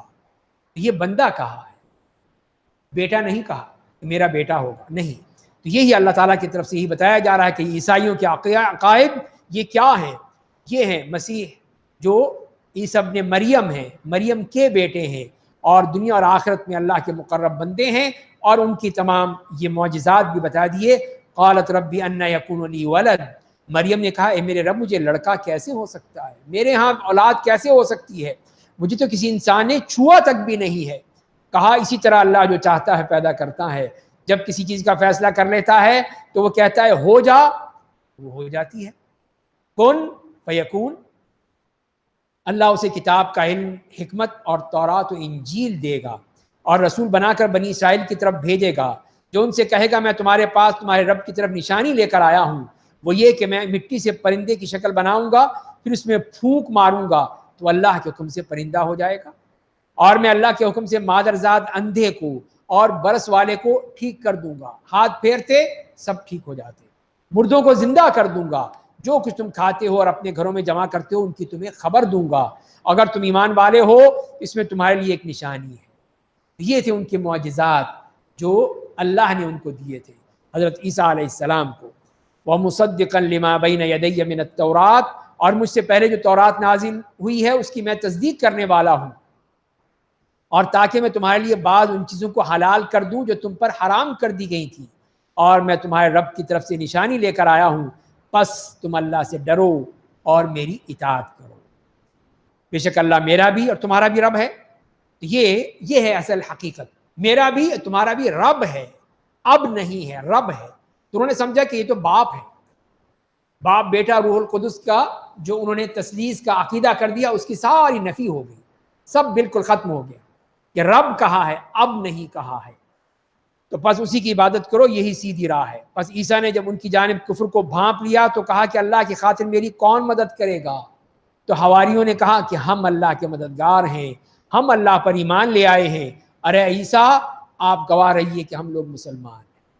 اس طرح عیسیٰ علیہ السلام نے بتا دیا کہ جب تم لوگ بھی سمجھ لو کہ کفر نہیں کرنا، اللہ کے اس حکم کا انکار نہیں کرنا، بلکہ اللہ کی بات کو ماننا ہے کہ وہ میرا رب ہے۔ ربنا آمنا بما انزلت واتبعنا الرسول، اے ہمارے رب تو نے جو نازل فرمایا اس پر ہم ایمان لے آئے، تیرے رسول کی اتباع کی، پس تو ہمیں حق کی شہادت دینے والوں میں لکھ دے۔ اور انہوں نے سازش کی، یہی بنی اسرائیل کے لوگ تھے جنہوں نے عیسیٰ علیہ السلام کو قتل کرنے کی سازش کی۔ اللہ نے بھی تدبیر کی، اللہ تو سب سے بہتر تدبیر کرنے والا ہے۔ جب اللہ نے کہا اے عیسیٰ میں تجھے پورا لینے والا ہوں اور تجھے اپنی طرف اٹھا لینے والا ہوں، اور کافروں کی خباثت آلود فضا سے تجھے پاک کرنے والا ہوں، تیری اتباع کرنے والوں کو قیامت تک کافروں کے اوپر کرنے والا ہوں، پھر تمہیں میری ہی طرف لوٹ کر آنا ہے تو تمہارے درمیان ان باتوں میں فیصلہ کروں گا جن میں تم آپس میں اختلاف کرتے رہے تھے۔ اور اس طرح اللہ نے، انہوں نے تو سازش کی تھی قتل کرنے کی، اور جا کر انہوں نے اپنا جو بادشاہ تھا اس سے کہا کہ یہ شخص وہ ہے جو باپ کو بیٹے سے جدا کر دیتا ہے، اور نعوذ باللہ وہ اپنی ماں کا ناجائز بیٹا ہے۔ بادشاہ تو یہ سن کر وہ سیخ پا ہو گیا، اور اس نے کہا کہ پکڑو اس کو اور فوراً سولی پہ چڑھا دو اس شخص کو۔ اس طرح انہوں نے چاہا کہ عیسیٰ علیہ السلام کو سولی پہ چڑھا دیں۔ تو یہ تو ایک نفرت کی بات ہونی چاہیے تھی نا کہ ہمارے نبی کو سولی پہ چڑھایا گیا، اور یہ بے وقوف جو ہیں سولی ہی کو اور اسی صلیب کو مانتے ہیں، صلیب کو اٹھائے پھر رہے ہیں، صلیب کو عزت دے رہے ہیں۔ بھئی یہ کیا بات ہوئی؟ صلیب پہ تو نفرت ہونی چاہیے تھی تمہیں کہ تمہارے نبی کو تمہارے الزام کے مطابق اس پر سولی دی گئی، اور تم سمجھتے ہو کہ وہ بڑی مبارک چیز ہے، اٹھائے پھر رہے ہو، تمہیں ہر جگہ اپنے گلے میں لٹکائے ہوئے ہیں، اپنے کلیسا پہ لگا رکھی ہے۔ یہ تو صلیب تو ایک مذمت کی بات ہونی چاہیے تھی یا عزت کی بات ہونی چاہیے؟ تو حالانکہ اللہ نے بتا دیا کہ نہیں، میں تمہیں اٹھا لوں، اور یہی ہوا۔ ما قتلوہ وما صلبوہ ولکن شبہ لہم، نہ قتل کیا نہ سولی دی، ان کے اوپر بس ایک شباہت ڈال دی اسی بندے پر جس نے سازش کی تھی، اسی کو پکڑا، یہی عیسیٰ ہے، اٹھا دو، چڑھا دو اس کو سولی پر، اس کو مار دیا انہوں نے۔ اور عیسیٰ علیہ السلام آسمان پہ چلے گئے. یہ ہمارا عقیدہ ہے. یہ ہے ہم مسلمانوں کا عقیدہ کہ حضرت عیسیٰ علیہ السلام اب بھی زندہ ہیں, اپنے رب کے پاس ہیں, اور قیامت سے پہلے اتریں گے اور پھر آ کر اس دین اسلام کو نافذ کریں گے. فَأَمَّا الَّذِينَ كَفَرُوا فَأُعَذِّبُهُمْ عَذَابًا شَدِيدًا, بس جن لوگوں نے کفر کی راہ اختیار کی انہیں دنیا اور آخرت میں شدید عذاب دوں گا اور ان کا کوئی مددگار نہ ہوگا. اور جو لوگ ایمان لائے, انہوں نے عمل صالح کیا, اللہ انہیں پورا پورا بدلہ دے گا. اللہ ظالموں کو پسند نہیں کرتا. یہ آیات اور حکیمانہ نصیحتیں ہم آپ کو پڑھ کر سنا رہے ہیں. ان مثل عیسیٰ عند اللہ کمثل آدم, بے شک عیسیٰ کی مثال اللہ کے نزدیک آدم کی مثال ہے. اسے مٹی سے پیدا کیا, پھر کہا کہ ہو جا تو وہ ہو گیا. تو یہ ہے کہ اللہ تعالیٰ نے بتا دیا کہ آدم علیہ السلام تو وہ ہیں جن کی نہ ماں تھی نہ باپ تھے, اور عیسیٰ علیہ السلام جن کی ماں تو تھی باپ نہیں تھے, ان کو تم نے خدا بنا لیا. آدم کو کیوں نہیں بنایا؟ آدم کو ہی بنا لیتے. ان کے تو کوئی بھی نہیں, نہ ماں ہے نہ باپ ہے, وہ کیا بنیں گے؟ اب ان کو کچھ نہیں بنایا تم نے, عیسیٰ کو بنا لیا کہ یہ ہمارے خدا ہیں, ہمارے اللہ کے بیٹے ہیں, اور یہ ہیں اور وہ ہیں. یہ تم نے کیا کر لیا؟ ان کی مثال دونوں کی برابر ہے. جیسے آدم کو پیدا کیا اللہ تعالیٰ نے ماں باپ کے بغیر اپنے ہاتھوں سے پیدا کیا, اسی طرح عیسیٰ کو بھی اسی طرح پیدا کر لیا مٹی سے, اور کہا کہ کن فیکون, اور وہ ہو گئے. تو اس میں پریشان ہونے کی کیا بات ہے؟ اس میں اللہ کے خلاف جانے کی کیا بات ہے؟ تو یہی فرمایا گیا کہ یہ آپ کے رب کی طرف سے حق بات ہے, اس لیے آپ شک کرنے والوں میں سے نہ ہو جائیے. بس جو کوئی آپ سے اس بارے میں آپ کے پاس علم آ جانے کے بعد جھگڑے, تو کہہ دیجئے کہ آؤ ہم اور تم اور اپنے بیٹوں کو اور عورتوں کو اپنے آپ کو اکٹھا کر لیں, پھر عاجزی کے ساتھ دعا کریں اور جھوٹوں پر لعنت بھیجیں. تو یہ ہے وہ آیت مباہلہ. اور اس کا پس منظر یہ ہے کہ صلح حدیبیہ کے بعد نجران کے نصرانیوں کا, عیسائیوں کا ایک وفد آیا, اور نبی کریم صلی اللہ علیہ وسلم سے عیسیٰ علیہ السلام کے بارے میں مناظرہ کرنے لگا کہ وہ عیسیٰ کو اللہ کا بیٹا قرار دیتے ہیں, یہی کہا انہوں نے. اور نبی کریم صلی اللہ علیہ وسلم نے قرآن سے ثابت کیا کہ نہیں, وہ تو اللہ کے بندے اور اللہ کے رسول ہیں. تو انہوں نے کہا کہ ہم تو نہیں مانتے. اچھا, مباہلہ کر لیتے ہیں. پھر جو اللہ نے کہا کہ تم بھی آ جاؤ, اپنے بیوی بچوں کو سب کو لے آؤ, میں بھی لے آتا ہوں, اور اس کے بعد ہم کہیں گے کہ اللہ کی لعنت ہو جھوٹوں پر. انہوں نے کہا ٹھیک ہے ہم آئیں گے. بعد میں لوگوں نے سمجھایا انہیں کہ دیکھو اگر وہ تو نبی ہے, سچا ہے, اور اگر واقعی لعنت آ گئی تو تمہاری نسلیں بھی برباد ہو جائیں گی. تم نہیں ہوگے, تمہاری نسلیں بھی برباد ہو جائیں گی. یہ تم کیا کر رہے ہو؟ ذرا عقل سے کام لو. تو نبی کریم صلی اللہ علیہ وسلم تو علی, فاطمہ, حسن اور حسین کو لے کر آ گئے. ٹھیک ہے آؤ. وہ کہنے نہیں ہم نہیں آتے, معاف کر دو. ہاں, وہ جزیہ دینے پر تیار ہو گئے کہ ہم جزیہ دے دیں گے لیکن مباہلے کے لیے نہیں آئیں گے. یہ ہے وہ طریقہ کہ اگر اس طرح بھی کوئی بھی جو اس طرح مانتا نہیں ہے بات کو, تو مباہلے کے ذریعے سے ہی اس کو منوایا جا سکتا ہے. ان ھذا لہو القصص الحق, بے شک یہی سچا بیان ہے, اللہ کے علاوہ کوئی معبود نہیں, بے شک اللہ زبردست حکمت والا ہے. بس اگر وہ اعراض کریں تو بے شک اللہ فساد کرنے والوں کو خوب جانتا ہے. قل یا اہل الکتاب تعالوا الی کلمۃ سواء بیننا وبینکم, آپ کہہ دیجیے کہ اے اہل کتاب آؤ ایک کلمے پر جمع ہو جائیں جس پہ ہم اور تم برابر ہیں. وہ یہ کہ اللہ کے علاوہ کسی کی عبادت نہ کریں, اس کے ساتھ کسی کو شریک نہ بنائیں, ہم میں سے کوئی کسی کو اللہ کے سوا معبود نہ بنائے. بس اگر وہ اعراض کریں تو مسلمانوں تم کہہ دو کہ گواہ رہو کہ ہم مسلمان ہیں. تو یہ اس کے لیے بتا دیا وہ جو آج کل کے دور میں ڈائلاگ ہونا چاہیے, مکالمہ ہونا چاہیے یہودیوں کے ساتھ, عیسائیوں کے ساتھ. تو اللہ نے بتا دیا ٹھیک ہے ڈائلاگ کرو, لیکن یہ بنیادیں ہیں. اللہ نعبد الا اللہ ولا نشرک به شیئا ولا يتخذ بعضنا بعضا اربابا من دون اللہ. اس پر کرتے ہو تو آ جاؤ, نہیں مانتے تو جاؤ, ہم نہیں مانیں گے. ہمارا یہی ہے کہ ہم مسلمان ہیں. یا اہل الکتاب لما تحاجون فی ابراہیم, اہل کتاب ابراہیم کے بارے میں کیوں جھگڑتے ہو, حالانکہ تورات اور انجیل تو ان کے بہت بعد میں نازل کی گئی تھی. کیا تم سمجھتے نہیں ہو؟ یعنی تمہاری عقل پہ پتھر پڑے ہوئے ہیں, ابراہیم کو یہودی اور نصرانی کہہ رہے ہو. ابراہیم تو اس سے پہلے کب کے پیدا ہوئے تھے, نہ جو یہودی تھے نہ نصرانی تھے. تو وہ یہودی نصرانی کیسے ہو گئے؟ جسے آج ہم کہیں کہ صحابہ کرام حنفی تھے یا شافعی تھے, وہی بات ہے. یہی ہے کہ ابراہیم یہودی و نصرانی کیسے ہو گئے؟ وہ تو حنیفاً مسلمہ, حنیف مسلم تھے وہ تو صرف اسلام پہ ماننے والے. یہ تم نے سب بنا رکھے ہیں، اس طرح کی باتیں کر رکھی ہیں. تو کم عقلو، تم نے کج بحثی کر لی جس کے بارے میں تمہیں کچھ علم تھا، لیکن جس کے بارے میں تمہارے پاس کوئی علم نہیں ہے اس میں کیوں کج بحثی کرتے ہو؟ اور اللہ جانتا ہے تم لوگ نہیں جانتے. ما كان ابراہیم یہودیا ولا نصرانیا ولكن كان حنیفا مسلما. ابراہیم نہ تو یہودی تھے نہ نصرانی، بلکہ موحد مسلمان تھے، سیدھے بالکل سچے پکے مسلمان. اور وہ مشرکین میں سے بھی نہیں تھے، نہ یہودی نہ نصرانی نہ مشرک. یہ خام خواہ تم نے ان کو بنا رکھا ہے اپنی طرف. کوئی مشرک کہہ رہا ہے، کوئی یہودی، کوئی نصرانی. ان اول الناس بابراہیم علی الذین اتبعوہ وہذا النبی. لوگوں میں سب سے زیادہ ابراہیم کے حقدار وہ لوگ ہیں جنہوں نے ان کی اتباع کی، اور یہ نبی اور جو لوگ ایمان لائے، اور اللہ مومنوں کا دوست ہے. یہ ہیں اصل ابراہیم کے پیروکار، جو ملت ابراہیم پر چلنے والے ہیں، جو نبی کریم صلی اللہ علیہ وسلم اور ان کی امت کے لوگ. یہ ہیں اللہ کے ولی، اور اللہ ان کا دوست ہے، اللہ ان کا ولی ہے. اہل کتاب کا ایک گروہ چاہتا ہے کہ تم لوگوں کو گمراہ کر دے، حالانکہ وہ صرف اپنے آپ کو گمراہ کر رہے ہیں، انہیں اس کا احساس نہیں ہے.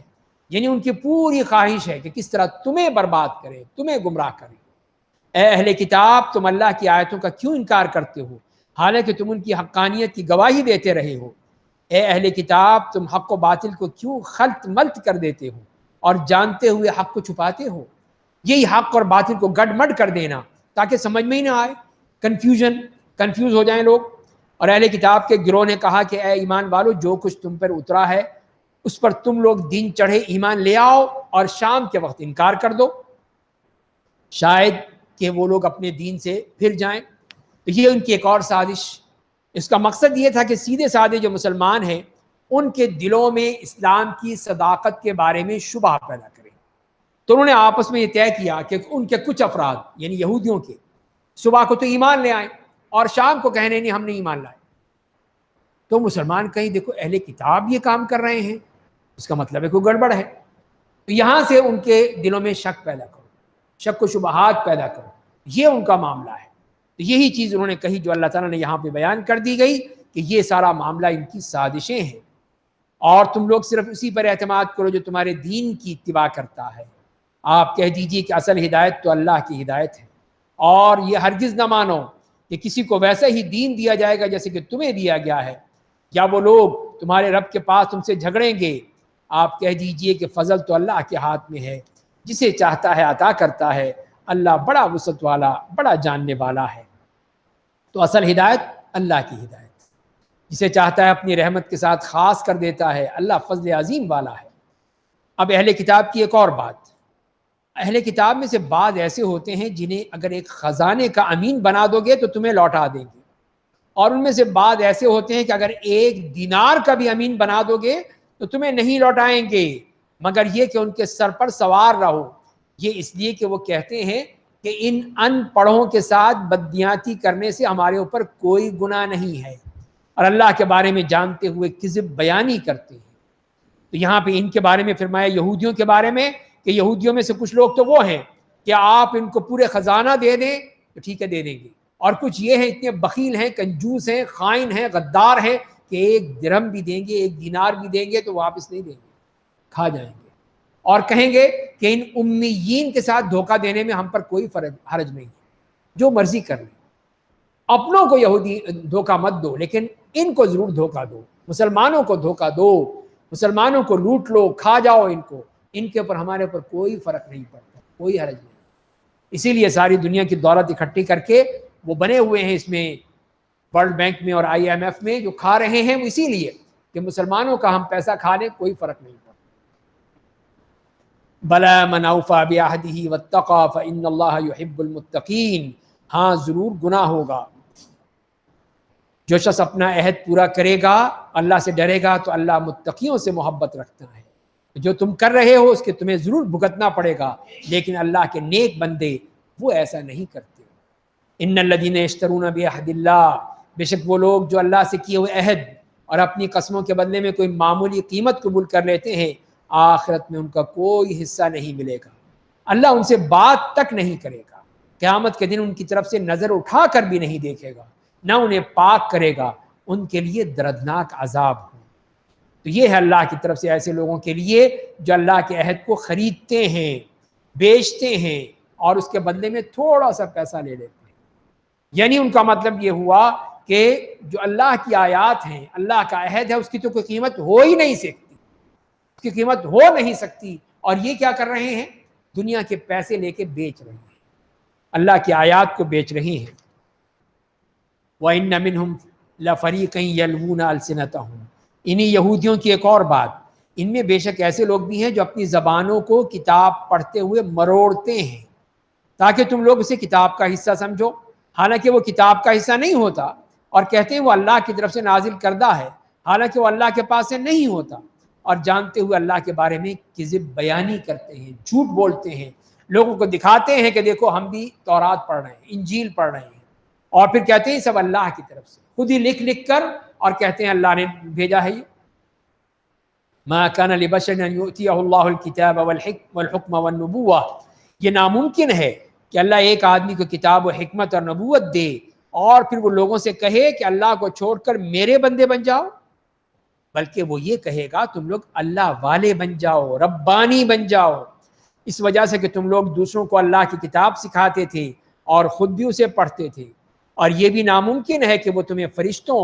اور انبیاء کو رب بنا لینے کا حکم دے، کیا وہ تمہارے مسلمان ہو جانے کے بعد تمہیں کفر کا حکم دے گا؟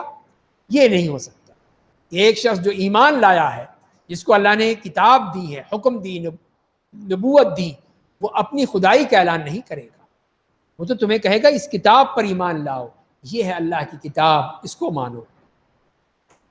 وَإِذَا أَخَذَ اللَّهُ مِيثَاقَ النَّبِيِّينَ، اور جب اللہ نے نبیوں سے میثاق لیا کہ میں تمہیں جو کچھ کتاب و حکمت دوں، پھر تمہارے پاس کوئی رسول آئے جو تمہاری چیزوں کی تصدیق کرے تو اس پر ضرور ایمان لے آؤ، اس کو ماننا ہو ضروری ہوگا اور اس کی ضرور مدد کرو گے۔ اللہ نے کہا کہ کیا تم لوگوں نے اقرار کر لیا، اس پر میرا عہد قبول کر لیا؟ انہوں نے کہا ہاں ہم نے قبول کر لیا، اقرار کر لیا۔ تو اللہ نے کہا بس تم لوگ گواہ رہو اور میں بھی تمہارے ساتھ گواہوں میں سے ہوں، بس جس نے اس کے بعد اعراض کیا وہی لوگ فاسق ہیں۔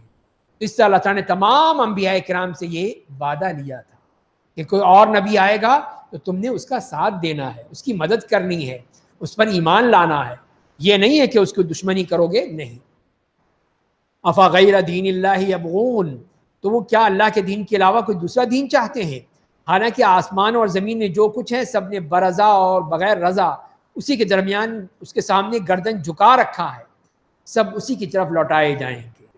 یہ ہیں اللہ کے پورے آسمان اور زمین اس کے سامنے جھکے ہوئے ہیں، تو پھر تم کیوں نہیں جھک سکتے؟ تم بھی جھک جاؤ۔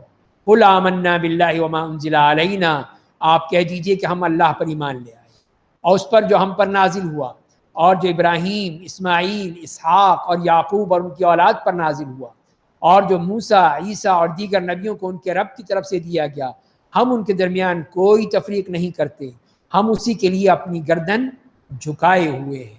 تو یہ ہے اسلام، یہ ہے اسلام، پوری طرح اللہ کے سامنے جھک جانا۔ اور جو شخص اسلام کے علاوہ کوئی دوسرا دین چاہے گا اس کی طرف سے قبول نہیں کیا جائے گا، کوئی اور دین کبھی قبول ہو ہی نہیں سکتا ہے، صرف وہی دین جس کا نام اسلام ہے۔ ان الدین عند اللہ الاسلام جو فرما دیا گیا ہے، تو ظاہر ہے کہ پھر اسلام ہی اصل دین ہے، اس کے علاوہ اور کوئی دین قابل قبول نہیں ہے، اور وہ آخرت میں گھاٹا پانے والوں میں سے ہوگا۔ کیف یہدی اللہ قوما کفروا بعد ایمانہم وشہدوا ان الرسول حق، اللہ تعالیٰ کیسے ہدایت دے گا ایسے لوگوں کو جو ایمان لانے کے بعد دوبارہ کافر ہو گئے، اپنی اس گواہی کے بعد کہ رسول برحق ہے، ان کے پاس کھلی نشانیاں آ جانے کے بعد اللہ تعالیٰ ظالم قوموں کو ہدایت نہیں دیتا۔ یہی ہے کہ اللہ تعالیٰ ایسے لوگوں کو ہدایت ہی نہیں دیتا ہے جو کہ مرتد ہو جاتے ہیں، ایمان لانے کے بعد کفر اختیار کر لیتے ہیں۔ تو یہ کیسے ہو سکتا ہے جیسے اللہ تعالیٰ فرما رہے ہیں کہ ان کو ہدایت ملے کہ انہوں نے گواہی دی رسول برحق ہے، کھلی نشانیاں آ گئیں، لیکن پھر کفر میں پڑ گئے۔ ایسے لوگوں کا بدلہ یہ ہے کہ ان پر اللہ، فرشتوں اور تمام بنی نوع انسان کی لعنت پڑ گئی، ملعون ہیں وہ لوگ، ایسے لوگ جو مرتد ہوتے ہیں۔ اللہ کی لعنت، نبیوں کی لعنت، فرشتوں کی لعنت، تمام انسانوں کی لعنت۔ وہ لوگ اسی میں ہمیشہ کے لیے رہیں گے، نہ ان کا عذاب ہلکا کیا جائے گا اور نہ انہیں مہلت دی جائے گی، مگر وہ لوگ جنہوں نے اس کے بعد توبہ کی، اپنی اصلاح کر لی، تو بے شک اللہ بڑا مغفرت کرنے والا اور رحم کرنے والا ہے۔ تو یہ ہے اللہ کی طرف سے کہ حتیٰ کہ کافر کی بھی توبہ قبول کر لے گا، گناہ گار کی بھی توبہ قبول کر لے گا، مرتد کی بھی توبہ قبول کر لے گا، بشرطے کہ وہ توبہ کرے، اصلاح کرے، جسے فرمایا الا الذين تابوا من بعد ذلك واصلحوا، اگر اصلاح کرتا ہے اللہ تعالیٰ قبول کر لے گا۔ اللہ تعالیٰ نے توبہ کا دروازہ بند نہیں کیا، وہ قیامت کے دن ہی جا کر بند ہوگا۔ ان الذين كفروا بعد ایمانهم ثم ازدادوا كفرا، بے شک جو لوگ ایمان لانے کے بعد دوبارہ کافر ہو گئے، پھر ان کے کفر میں اضافہ ہوتا گیا، ان کی توبہ قبول نہیں کی جائے گی، اور وہی لوگ حقیقی معنوں میں گمراہ ہیں۔ ان الذين كفروا وماتوا وهم كفار، بے شک جن لوگوں نے کفر کیا اور حالت کفر میں ہی مر گئے، ان کی طرف سے زمین بھر کر سونا بھی بطور فدیہ قبول نہیں کیا جائے گا، ان کے لیے دردناک عذاب ہوگا، ان کا کوئی مددگار نہیں ہوگا۔ اسی کہ حدیث میں آتا ہے کہ قیامت کے دن ایک جہنمی سے پوچھا جائے گا کہ اگر تم زمین کے ہر چیز کے مالک ہوتے اور کیا تم اسے دے کر اپنی جان چھڑا سکتے تھے، جان چھڑانا چاہتے ہو؟ وہ کہے گا ہاں بالکل، مجھے بس جہنم سے جان چھوٹ جائے، جو کچھ لینا ہے لے لو مجھ سے۔ تو اللہ کہے گا میں نے تو تم سے اس سے آسان چیز کہی تھی، بہت ہی آسان چیز کہی تھی تم سے، میں نے تو تم سے جب تم اپنے باپ آدم کی پیٹھ میں تھے تو عہد لیا تھا کہ تم میرے ساتھ شرک نہیں کرو گے، تم نے انکار کیا۔ اور ایک اور روایت میں بھی آتا ہے کہ رسول اللہ صلی اللہ علیہ وسلم سے عبداللہ ابن جدعان کے بارے میں پوچھا گیا، جو مہمانوں کو کھانا کھلایا کرتا تھا، قیدیوں کو چھڑاتا تھا، مسکینوں کو کھانا کھلاتا تھا، کیا یہ اس کی نیکیاں کام آئیں گی؟ جیسے آج بھی پوچھتے ہیں کہ فلاں نے اتنے ہاسپٹل بنائے تھے، اتنا یہ کچھ کیا تھا، اللہ تعالیٰ اس کو جہنم میں بھیج دیں گے؟ تو وہی سوال یہ کیا تھا، تو آپ نے فرمایا کہ نہیں، اس لیے کہ اس نے پوری زندگی میں ایک دن بھی یہ نہیں کہا کہ اے میرے رب قیامت کے دن میرے گناہوں کو معاف کر دینا۔ تو جس نے اللہ سے اپنی معافی نہیں مانگی، توبہ نہیں کی، تو چاہے دنیا میں جو کچھ بھی کیا ہو، قیامت کے دن اس کے کام نہیں آئے گا۔ جیسے قرآن نے صاف کہہ دیا کہ زمین بھر سونا بھی لے آؤ بطور فدیہ، نہیں قبول کیا جائے گا، بلکہ یہی لوگ ہیں جو کہ عذاب علیم میں ڈالے جائیں گے اور ان کا کوئی مددگار نہیں ہوگا۔ یہاں پہ یہ پارہ مکمل ہوتا ہے۔ اللہ تعالیٰ ہمیں قرآن کو پڑھنے، سمجھنے اور عمل کرنے کی توفیق عطا فرمائے۔ وآخر دعوانا الحمدللہ۔